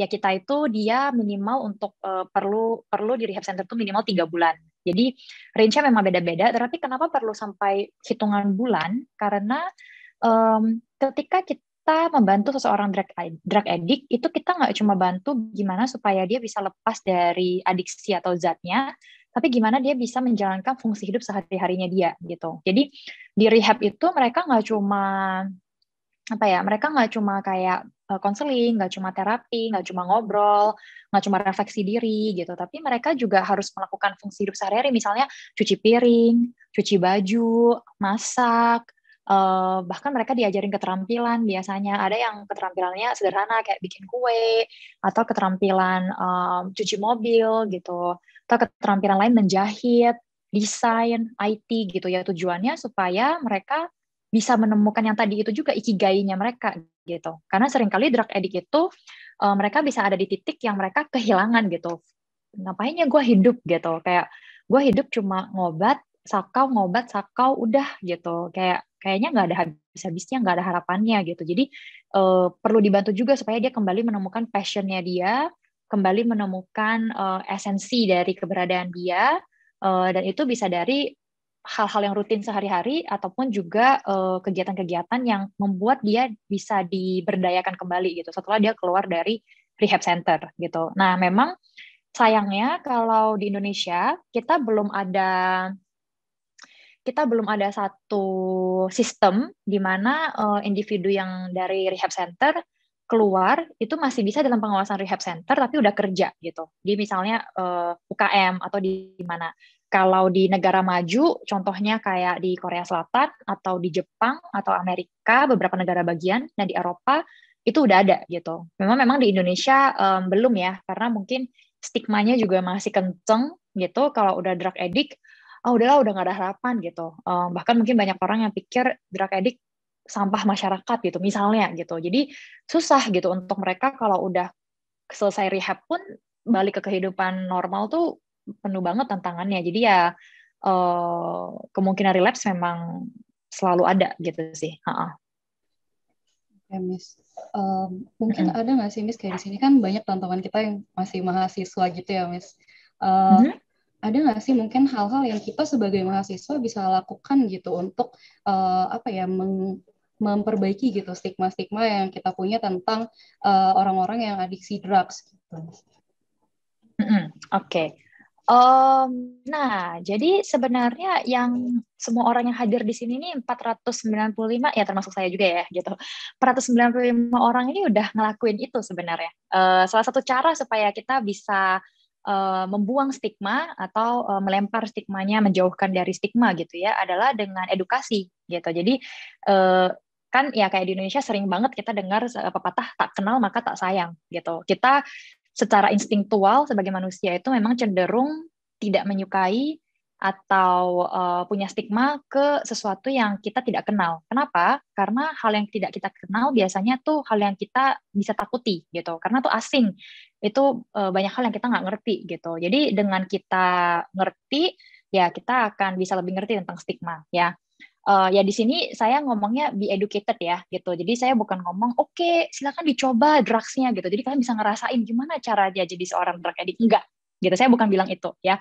Kita harus jadi drug addict untuk ngerti hidup seorang drug addict gitu. Kita bisa membangun empati, kita bisa memperhatikan mereka, kita bisa berusaha menempatkan diri kita di posisi mereka gitu ya. Karena kita memang punya satu kemampuan psikologis yang namanya empati gitu. We don't have to be like them to understand them gitu. Kita bisa mengembangkan itu dan kita juga jadinya akan menyadari gitu. Oh, drug addict juga punya jiwa, punya nyawa, punya psyche, punya kondisi psikologis yang saya mungkin bisa alami juga gitu. Jadi kita jadi lebih bisa punya compassion, kita jadi lebih bisa punya kasih sayang dan menyadari ya mereka pun berharga sama seperti kita semua itu berharga gitu. Mungkin terakhir nih Miss dari aku ya. Kalau misalnya mungkin di sini ya kita nggak tahu juga, maksudnya mungkin ada orang-orang yang sedang mengalami masalah ini atau struggling gitu ya Miss. Ada nggak pesan-pesan dari Miss untuk teman-teman kita yang mungkin saat ini lagi struggling gitu untuk keluar dari vicious cycle ini sebenarnya? Oke, ya. Bagus banget pertanyaannya, Krisan. Thank you. Itu memang sangat mungkin ya, gitu. Pertama yang saya mau sampaikan itu adalah be kinder to yourself. Ya, pertama itu dulu. Be kinder di sini bukan dalam artian lakukan aja kalau emang udah addict, bukan. Tapi be kinder to yourself artinya berhenti menyalahkan diri sendiri, berhenti punya perasaan bersalah yang menghantui, ya, berhenti begitu keras kepada dirimu sendiri, dan kemudian yang kedua seek help. Ya, you are not alone. Kamu nggak sendirian. Kamu bukan orang dengan satu-satunya orang dengan masalah adiksi. Kamu bukan sendirian di tengah kegelapan itu, tapi ada orang-orang yang akan bisa bantu kamu. Jadi seek help gitu, cari bantuan, ya. Dan yang ketiga, ketika kamu mau seek help, cari orang yang kamu bisa percaya. Ya, percaya di sini adalah yang kamu bisa ngerasa aman, ngerasa secure dengan orang itu. Kalau ternyata di orang yang kamu kenal tidak ada orang seperti itu, kamu boleh cari profesional gitu ya, profesional mental health, baik itu konselor atau psikolog, psikiater mungkin gitu kalau memang kamu nyaman ke dia. Intinya yang pertama be kinder to yourself, yang kedua you're not alone, seek help ya, yang ketiga find someone yang kamu bisa trust supaya kamu juga bisa melihat beban yang lagi kamu jalani ini secara lebih objektif gitu. Karena seringkali kalau kita berada di jurang adiksi ya, seringkali kita susah banget bisa ngelihat sumber daya kita ada apa aja. Sulit sekali untuk kita bisa melihat bahwa kita pun punya kekuatan, kita pun punya kemampuan yang kita bisa gunakan gitu. Jadi 3 prinsip itu yang saya pengen ingetin karena saya pikir kalian pasti tahu, tapi ketika kita di dalam situasi kemungkinan adiksi atau sedang adiksi, susah kadang untuk ingat itu. Jadi saya lebih mau ingetin 3 poin itu. Thank you, Miss, untuk pesan-pesannya gitu ya buat teman-teman kita yang mungkin saat ini sedang struggling juga gitu ya. Mungkin stigmanya juga teman-teman kayak jangan takut untuk seek help gitu. Jadi kayak bukan berarti kayak mereka itu nggak bisa ditolong gitu ya, Miss, tapi selalu ada room for hope gitu ya. Nah, mungkin dari tadi aku terus yang nanya gitu ya. Jadi mungkin sekarang aku akan bacain beberapa pertanyaan-pertanyaan yang masuk dari teman-teman kita yang hadir hari ini. Yang pertama dari Ahmad Husain Al-Khalili ya, dari Jakarta Timur.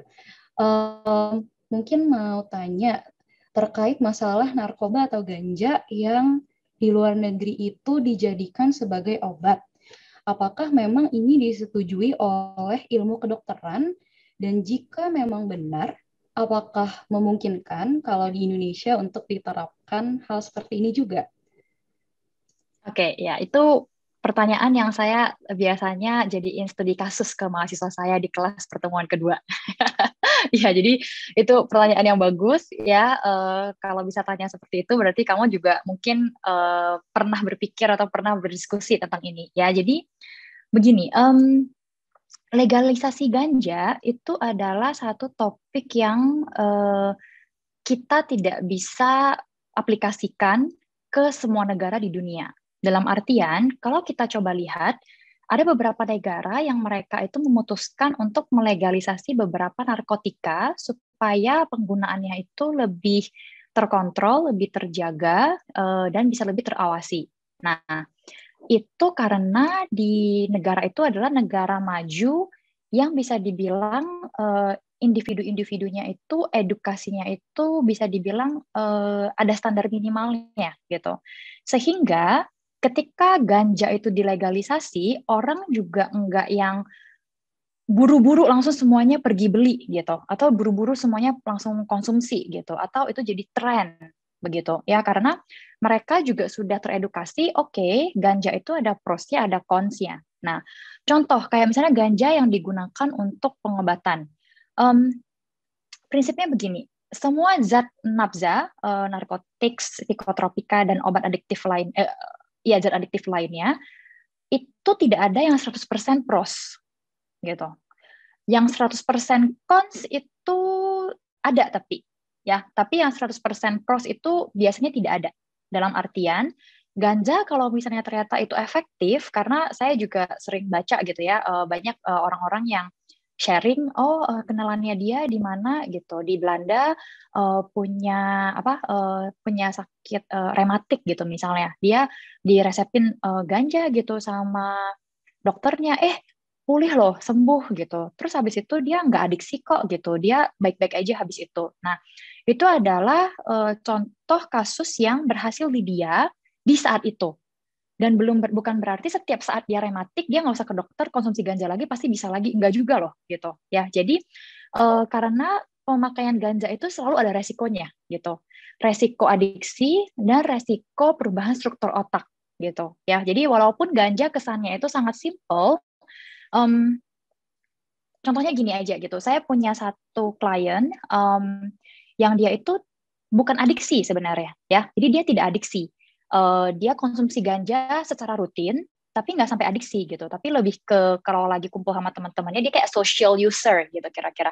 Ya kalau make, ya dia kalau teman-temannya make, dia make gitu.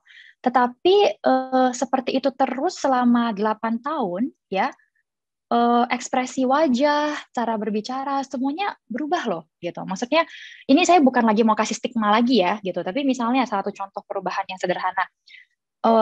Saya ketemu dia itu pertama di saat dia sudah rutin mengkonsumsi sekitar 2 tahun. Saya ketemu dia lagi 5 tahun berikutnya gitu. Dan itu cara berpikirnya dia, bahkan pandangan mata gitu ya, dan cara berbicaranya dia tuh beda, lebih nyeret gitu. Kebayang nggak ya nyeret tuh maksudnya kayak santai lah lu mah gitu. Jadi even ketemu psikolog gitu ya yang mungkin bisa lebih formal, semi formal gitu, dia juga tidak bisa mengusahakan ekspresinya dia atau cara berbicaranya dia seperti yang dia pengen gitu. Jadi dia sampai bisa ngerasa kok gue ngomongnya gini ya gitu, padahal gue nggak pengen ngomong kayak gini gitu, ngomong kayak gini sama temen oke lah gitu, ngomong sama masa ngomong sama psikolog gini gitu, masa gue di kantor ngomong lagi presentasi kayak gini kan nggak bisa dong gitu. Nah jadi ganja pemakaiannya dalam jangka panjang itu tetap ada resikonya gitu. Nah di luar negeri kenapa itu bisa dilegalisasi? Karena orang-orang itu sudah teredukasi, pemakaian ganja itu mereka kalau untuk pengobatan mereka akan konsultasi ke dokter gitu. Mayoritas, nggak semuanya ya gitu. Tapi kalau di negara berkembang seperti Indonesia, banyak di sini yang pasti jadi dokter buat diri sendiri, bener nggak? Nggak usah kita, orang tua kita, mungkin orang yang kita kenal itu dokter buat diri sendiri gitu. Udah sakit demam 3 hari, ya udah minum Panadol aja ntar sembuh gitu. Kesadaran untuk konsul ke dokter, kesadaran untuk konsumsi obat yang dikonsultasikan dan di-approve oleh profesional itu tidak setinggi di negara maju gitu. Kemudian itu yang pertama. Kemudian yang kedua, ya itu tadi, itu dilegalisir di negara maju, orang nggak langsung lari gitu, pergi beli gitu, pergi koleksi atau pergi konsumsi gitu. Di Indonesia bisa gitu nggak gitu? Wah, di Indonesia kayak susah tuh.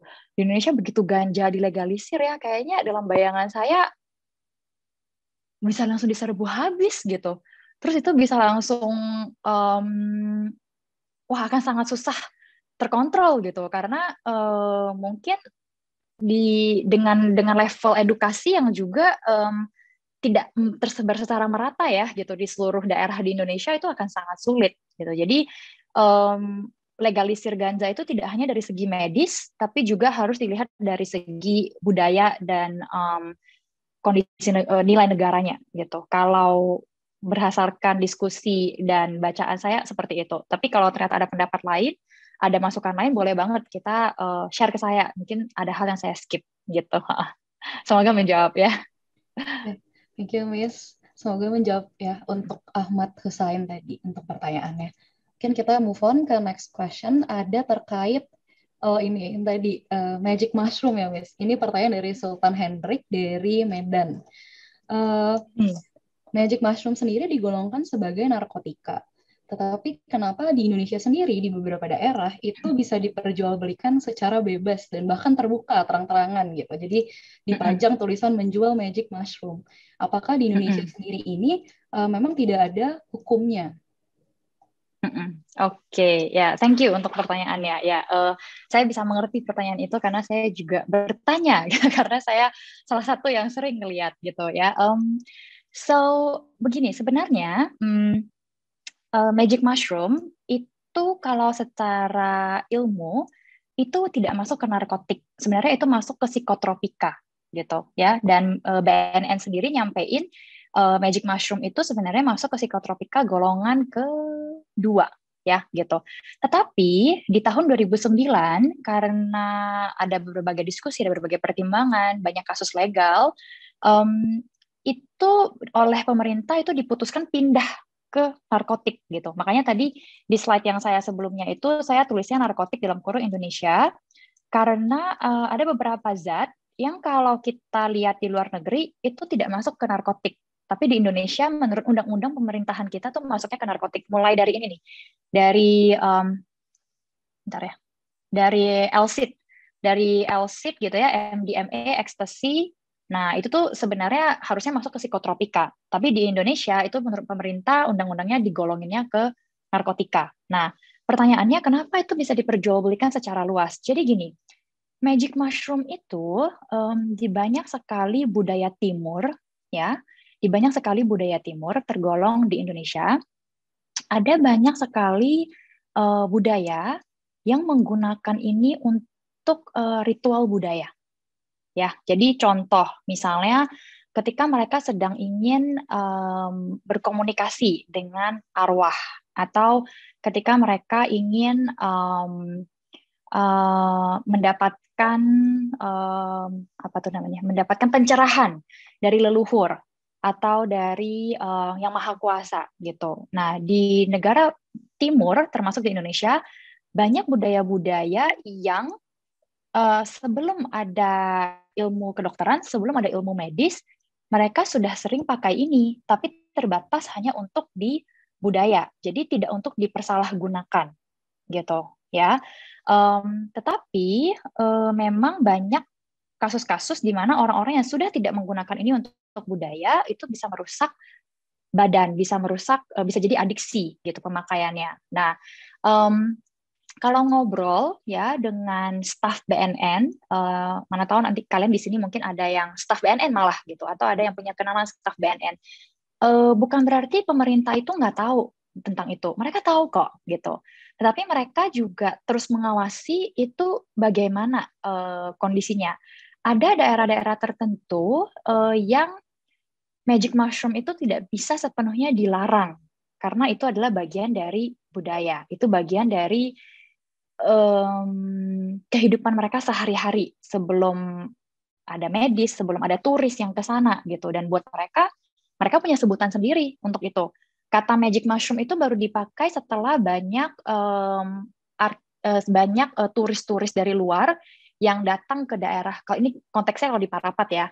Setelah mereka datang ke Parapat dan menyadari, oh ternyata yang mereka pakai buat bumbu ini tuh magic mushroom gitu, pantas habis makan kayaknya bisa bisa kayak efeknya kayak mabok gitu, kayak fly gitu, happy gitu. Orang-orang ngelihat Danau Toba, padahal Danau Toba tuh kan danau ya gitu, itu nggak ada ombaknya gitu, tapi ngelihat danau tuh bisa kayak happy banget, kesannya kayak udah ngelihat samudera di mana gitu misalnya. Nah jadi itu memang perlu mempertimbangkan lagi kondisi budayanya gitu. Dan kalau misalnya ada yang tahu di Bali ya, di dalam ritual keagamannya mereka kadang ada yang aduh saya lupa apa namanya perannya.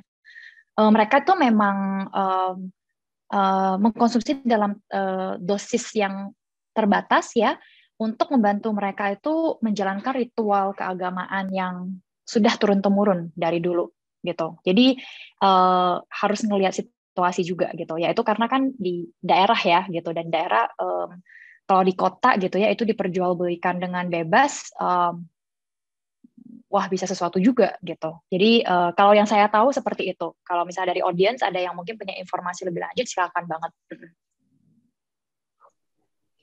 Thank you, Miss, untuk jawabannya. Sultan, semoga menjawab tadi ya untuk pertanyaan kamu gitu.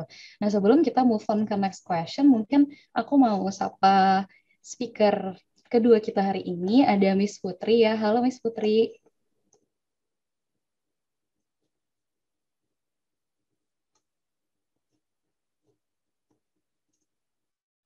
Halo, Miss Putri. Sudah joining belum ya?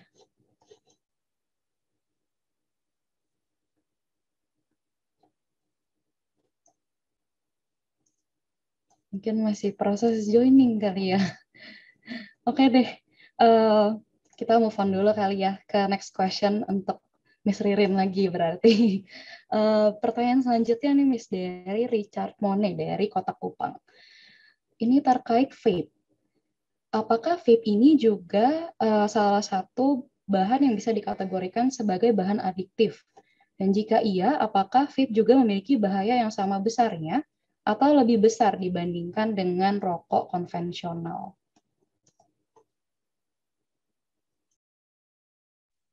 Ini vape ini maksudnya liquid ya? Itu bukan maksudnya rokok liquid ya? Iya, benar. Vape kan ya? Ya. Oke. Kita ngomongnya vape ya, bukan IQOS ya, gitu. Kita mungkin di sini banyak yang tahu gitu. Saya perlu klarifikasi dulu bahwa yang kita lagi ngomongin ini vape, bukan karena ini adalah teknologi perkembangan di dunia di dunia komersil nikotin ya. Jadi kan dulu kita adanya rokok konvensional, mulai dari kretek, kemudian mulai ada yang ke mild ya. Setelah mild lalu muncul teknologi berikutnya yaitu sebelum liquid sebenarnya ada sih yang sempat populer namanya lupa shisha. Ya shisha, kemudian baru vape, dan setelah vape yang teknologi terakhir itu IQOS ya gitu. Ini saya bukan lagi promosi ya gitu, tapi saya lagi mau kasih tahu gitu ya perkembangannya seperti apa. Nah, vape sendiri itu sebenarnya tergolong baru ya, jadi itu baru mulai populer sekitar mungkin 1 dekade terakhir. Di Indonesia itu juga populernya less than 10 tahun terakhir ya, jadi soal adiksinya bagaimana itu sekarang masih perdebatan. Apakah itu bisa jadi adiksi atau enggak? Dalam artian penelitiannya masih terus berjalan ya. Kalau rokok konvensional itu udah pasti bisa masuk ke adiksi ya, karena level nikotinnya cukup tinggi di dalamnya. Kalau vape itu memang masih ada perdebatan apakah bisa menyebabkan adiksi atau gangguan fisik lainnya. Hasil penelitiannya itu juga masih simpang siur, dalam artian ada yang menemukan bisa jadi adiksi karena level nikotinnya ternyata malah lebih berbahaya. Ada yang menemukan bahwa enggak sampai menyebabkan adiksi, jadi itu lebih ke relaksasi, untuk refreshing gitu. Jadi kalau untuk vape sendiri saya belum bisa bilang gitu hasil konklusifnya seperti apa, tapi prinsip saya semua yang berlebihan itu ya tidak baik gitu. Jadi saya lupa kasih tahu ada satu di slide saya. Jadi ada banyak sekali penelitian, termasuk BNN juga sempat sebutin gitu ya. Di dunia adiksi ada 2 zat yang disebut sebagai Golden Gate gitu. Jadi Golden Gate yang ada di Amerika, SF San Francisco kalau saya nggak salah, itu jembatan yang panjang banget ya, tapi bagus banget, lurus gitu. Ada 2 zat yang bisa berlaku seperti itu. Yaitu yang pertama adalah rokok, yang kedua alkohol. Kenapa? Karena kalau misalnya orang itu sudah punya akses ke rokok, punya akses ke alkohol, dia akan lebih menoleransi akses ke yang lainnya gitu. Jadi makanya disebut sebagai Golden Gate, karena kalau udah jalan agak susah berhenti di tengah, agak susah buat U-turn lagi gitu. Walaupun bisa aja ada orang-orang yang U-turn, ada orang-orang yang berhenti di tengah gitu, memutuskan untuk ya udah minggir, jalan kaki gitu, atau habis itu memutuskan untuk U-turn atau mundur perlahan, ada juga gitu. Walaupun agak jarang ya kasus seperti itu. Jadi kalau nanya ke saya biasanya saya tidak merekomendasikan ya, tetapi kalau misalnya ternyata memang dengan mengkonsumsi vape itu bisa mengurangi bisa mengurangi konsumsi rokok tradisional dan masih dalam batasan yang dalam artian tidak menyebabkan perubahan perilaku atau perubahan kondisi mental, ya pastinya ini harus profesional yang nilai ya. Untuk sementara masih oke gitu. Tetapi bagi saya dari jurnal-jurnal yang saya baca tidak tertutup kemungkinan bahwa vape itu pun tetap bisa memunculkan adiksi gitu. Jadi banyak yang bilang adiksinya itu bukan ke nikotinnya gitu, tapi ke asapnya gitu ya. Jadi memang ini hasilnya tapi belum konklusif sih memang. Nanti mungkin kita harus lihat perkembangan penelitian sekitar 5 atau 10 tahun ke depan lagi. Gitu. Thank you, Miss. Semoga menjawab untuk Richard tadi ya yang bertanya. Move on ke next question. Ini terkait penggunaan obat-obatan untuk orang-orang yang memiliki gangguan mental, seperti obat tidur ataupun obat penenang. Apakah hal ini bisa menyebabkan kecanduan ataupun ketergantungan terhadap obat-obatan tersebut? Dan apakah metode pengobatan ini menurut Miss Ririn sendiri itu tepat atau tidak? Oke. Untuk jawab, thank you untuk pertanyaannya. Untuk jawab pertanyaan ini saya pakai contoh kasus aja ya gitu. Jadi cukup banyak orang-orang yang mengalami keluhan gangguan tidur ya, dan sejujurnya kalau kalian sempat ngalamin atau kalian sempat ngobrol dengan orang yang mengalami gangguan tidur, itu nggak enak banget ya, karena kalian udah ngantuk gitu, pengen tidur tapi nggak bisa. Kalian udah di tempat tidur dari jam 10 malam, nggak bisa tidur sampai jam 4 pagi gitu. baru bisa tidur misalnya jam 4 pagi, tapi jam 6 udah harus bangun antara untuk kuliah atau untuk kerja. Bayangin itu terjadi berhari-hari atau bahkan seminggu atau bahkan 2 minggu, itu badan rontok banget pasti gitu. Karena kurang tidur itu ngaruh banget. Kurang tidur itu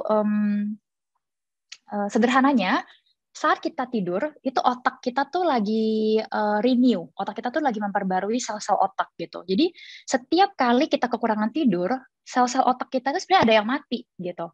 Nah, makanya kalau misalnya orang yang begadang atau orang yang selalu terus-menerus kurang tidur, itu pasti ada penurunan fungsi kognitif, ada penurunan fungsi psikomotor geraknya gitu, ada penurunan fungsi emosi gitu. Karena sel otaknya itu banyak yang ya bisa dibilang berguguran gitu ya. Jadi orang yang mengalami gangguan tidur itu menderita, sangat menderita ya. Baik ada yang gangguan tidurnya tuh nggak bisa tidur, ada yang dia gangguan tidurnya itu bisa tidur tapi kebangun-bangun terus, jadi nggak pernah nyenyak tidurnya.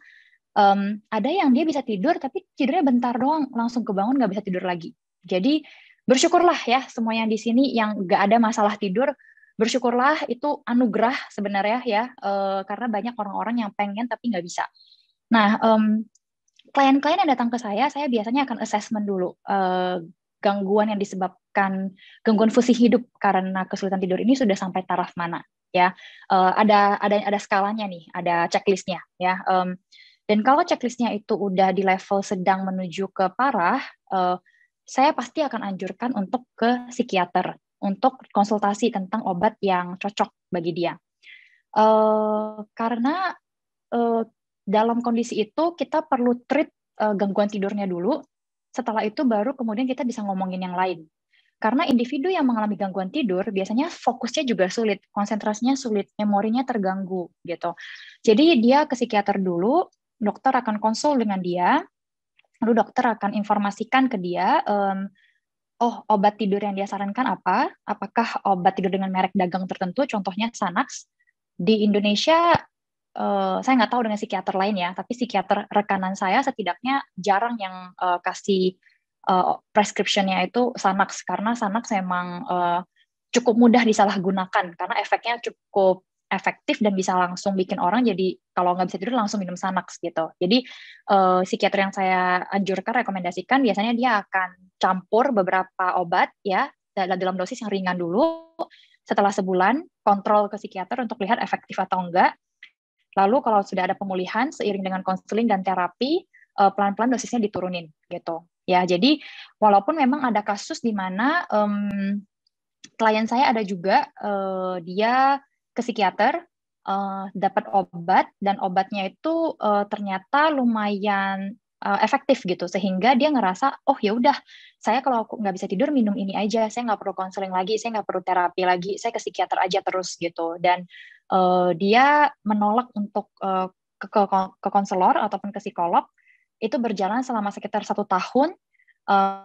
Setelah itu ternyata benar dia mulai edik gitu, karena setelah obat dari psikiater nggak efektif, dia mulai beli obat sendiri untuk nambah dosisnya sendiri gitu. Dan sampai akhirnya dia walaupun udah, jadi obat tidur itu ya tergantung gramnya gitu. Jadi kalau misalnya 10 gram untuk orang yang ringan, 10 gram, 25 gram aja itu hitungnya udah tinggi gitu. Tapi klien saya ini sampai dia minum 1 butir yang, sebentar saya lupa, 1 butir 50 gram, bentar, nggak kegedean. 1 butir yang 15 gram ya, dia minum 2-3 butir gitu. Itu juga dia sama sekali nggak bisa tidur. Jadi ya itu udah masuk ke adiksi. Tapi kalau ditanyakan ke saya, apakah saya menyayangkan ya, tapi saya tidak menyesal pernah rekomend dia ke psikiater. Yang saya sesalkan itu adalah kenapa ketika dia tidak datang ke konseling atau tidak datang ke terapi, saya tidak mencari cara yang lebih keras gitu untuk memastikan dia datang gitu, untuk memastikan dia teredukasi supaya dia nggak menyalahgunakan obat tidur seperti itu. Ya, jadi kalau dari saya kira-kira seperti itu. Thank you, Miss. Semoga menjawab pertanyaan dari Marcelio ya. Sorry kalau ada salah pengejaan ya, Marcelio. Ini sepertinya pembicara kedua kita sudah join. Mungkin aku sapa dulu ya pembicara kedua kita. Halo, selamat sore Miss Putri.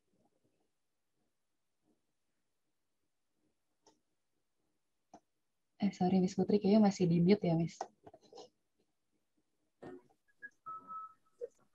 Ya. Halo, selamat sore Miss Putri. Selamat sore. Mohon maaf, ini saya tadi masih di dalam tugas, jadi ini baru selesai acaranya. Kemungkinan ini kita masih bisa sedikit bicara terkait apa yang ada di pembahasan ini ya, mengenal aspek psikologi untuk pecandu narkoba ya. Oke, iya. Thank you Miss Putri untuk join di talk show kita sore hari ini. Tadi sebenarnya kita sudah cukup banyak bahas gitu ya terkait aspek psikologis dari pencandu narkoba gitu. Nah mungkin ini ada pertanyaan nih Miss Putri dari teman kita dari Safira ya, Safira dari Bandung gitu Miss. Safira ini mau minta tanggapan. Bagaimana sih kita mungkin sebagai pemuda, sebagai mahasiswa gitu ya, kalau kita berada di sekitar orang-orang yang adiksi terhadap drugs gitu, apakah ada tindakan khusus yang bisa kita lakukan sebagai mahasiswa atau sebagai pemuda? Oke, pertanyaannya mau satu langsung saya jawab atau ada beberapa pertanyaan yang bisa langsung saya jawab sekaligus? Oke, mungkin satu-satu dulu kali ya, Miss Putri. Oke, baik.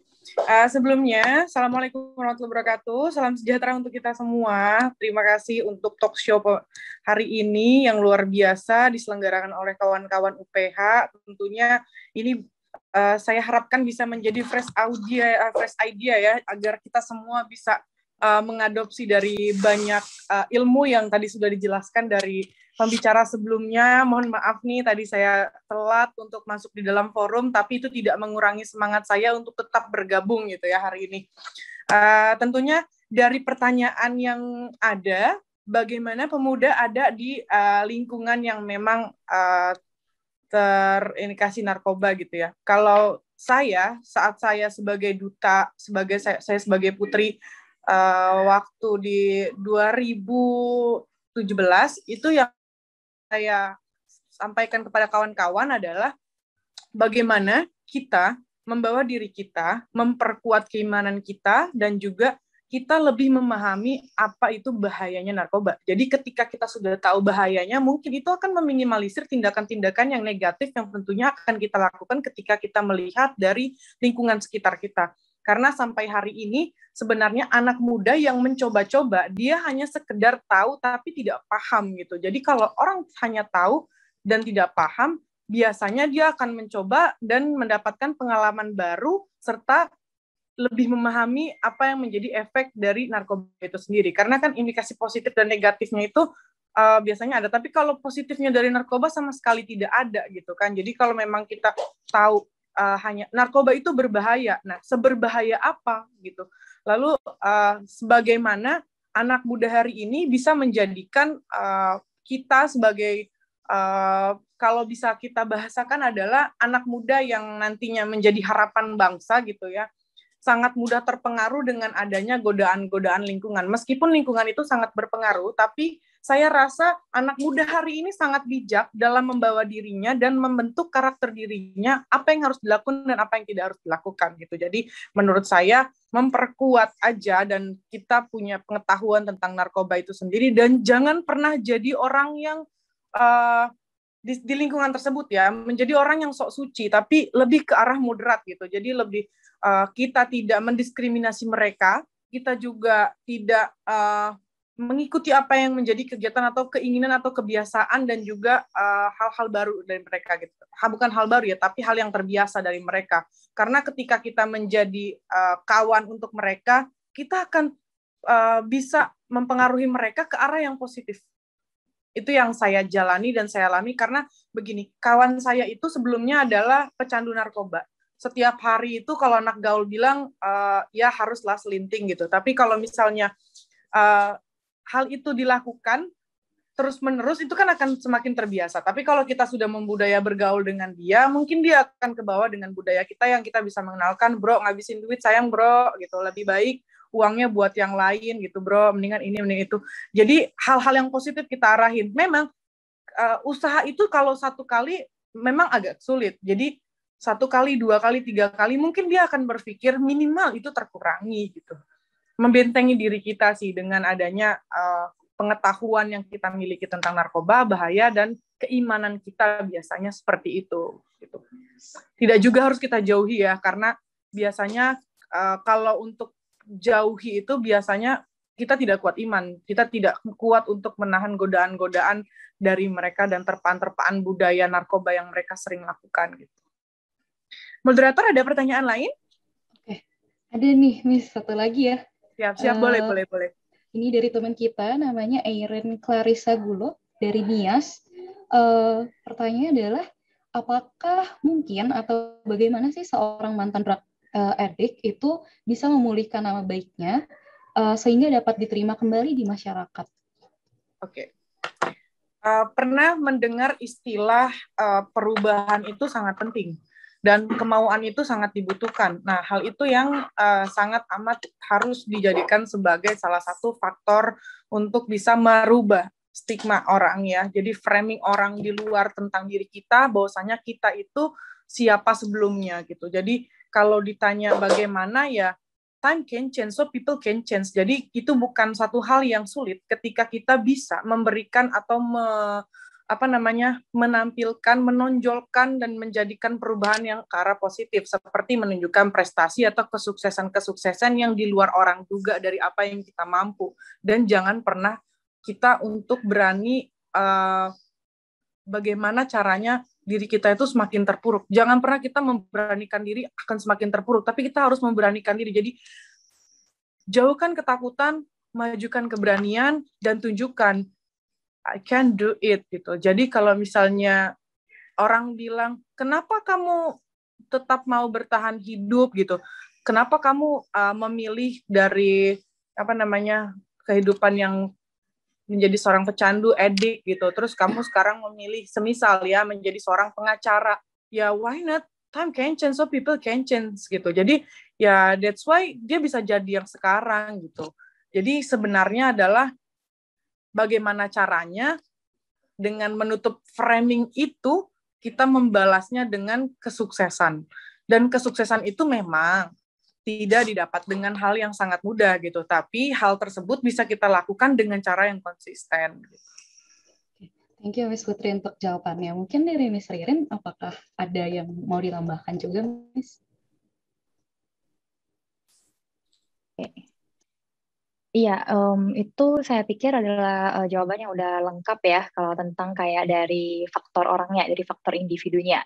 Jadi individunya memang perlu nguatin diri, kemauan, keberanian, dan hatinya gitu ya untuk bisa mau berubah. Dan sebenarnya satu hal lagi juga adalah untuk dia bisa kembali lagi ke masyarakat itu penting ya support sosial dari orang-orang sekitarnya, baik itu orang-orang terdekat ataupun orang-orang yang mungkin sebelumnya jadi konselornya dia atau mentornya dia gitu. Jadi satu hal yang sering kita sampaikan ke individu dengan edik yang sudah bersih selama beberapa waktu ya, kemudian akan kembali ke perannya dia di masyarakat, kita selalu ingetin bahwa ada alasannya kenapa dia jadi seorang edik dan dia bisa melalui itu sampai dengan sekarang gitu. Jadi ini adalah keunikan yang merupakan jadi tugasnya dia, bagaimana dia juga bisa menginspirasi orang-orang dan dia bisa kemudian menunjukkan ke orang-orang dia tidak sempurna, dia pernah jadi edik, tapi dia juga bisa hadapinya, bisa melaluinya gitu, sehingga dia bisa jadi salah satu agent of hope gitu di masyarakat. Dan makanya banyak individu yang sudah bersih gitu ya dari ediknya, banyak dari mereka yang memang akhirnya memutuskan untuk menjadi konselor adiksi begitu, karena mereka sudah pernah menjalani, sudah pernah melalui, dan mereka menyadari mereka juga masih bisa relapse, sehingga dengan jadi konselor adiksi itu bantu mereka untuk tetap rendah hati dan menyadari kalau mereka pun bukan imun dari adiksi, dan mereka perlu terus menjaga diri, perlu terus mencari bantuan dari orang-orang terdekat ya, menyadari bahwa mereka nggak bisa sendirian ngelakuinnya ketika mereka terjun kembali ke masyarakat gitu. Thank you, Miss Ririn, untuk tambahannya ya. Semoga menjawab untuk teman kita tadi, Aaron, untuk pertanyaannya. Mungkin kita sampai ke penghujung acara nih ya.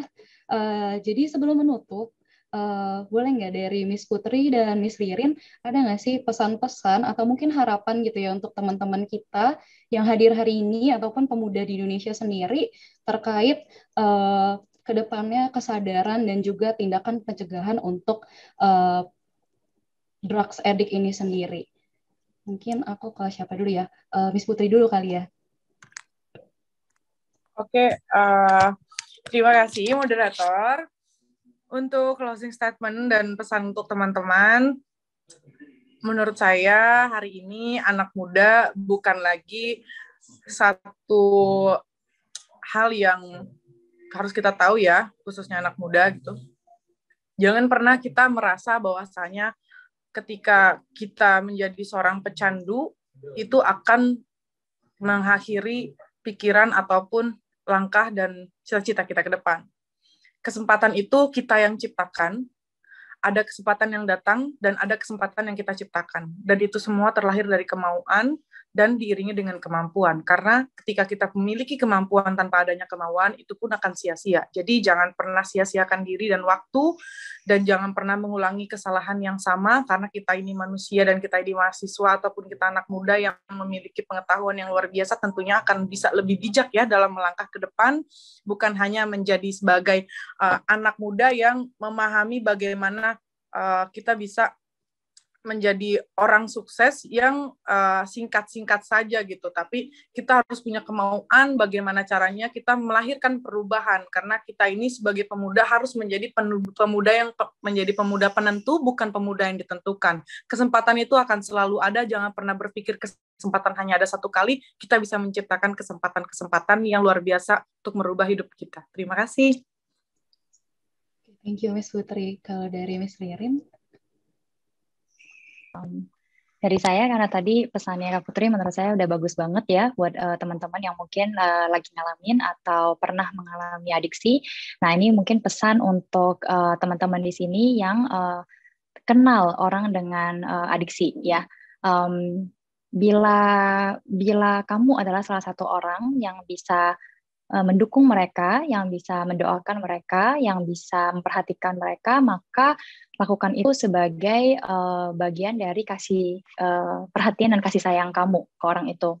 Dan sadari jangan sampai melakukan hal yang melewati batas kemampuan kamu gitu. Kalau memang kemampuan kamu bisa ingetin seperti kata Kak Putri tadi gitu, punya temen yang adiksi itu ngomong sekali nggak akan langsung diingat, nggak akan langsung dilakuin gitu, malah harus berkali-kali ya. Jadi kalau misalnya kamu memang kondisinya lagi baik, kamu bisa bantu dan ngelakuin apa yang perlu diperhatikan ke teman kamu, then do it. Tapi kalau misalnya nggak bisa, kamu juga perlu mengizinkan orang lain untuk melakukannya gitu ya. Jadi itu yang pertama. Kemudian yang kedua, bila kamu ngerasa ada teman kamu yang arahnya mau ke adiksi, yang perlu kamu lakukan adalah bangun koneksi dulu ya, karena usahakan kita tidak menghakimi, usahakan kita tidak menjudge atau stigma ya ke mereka.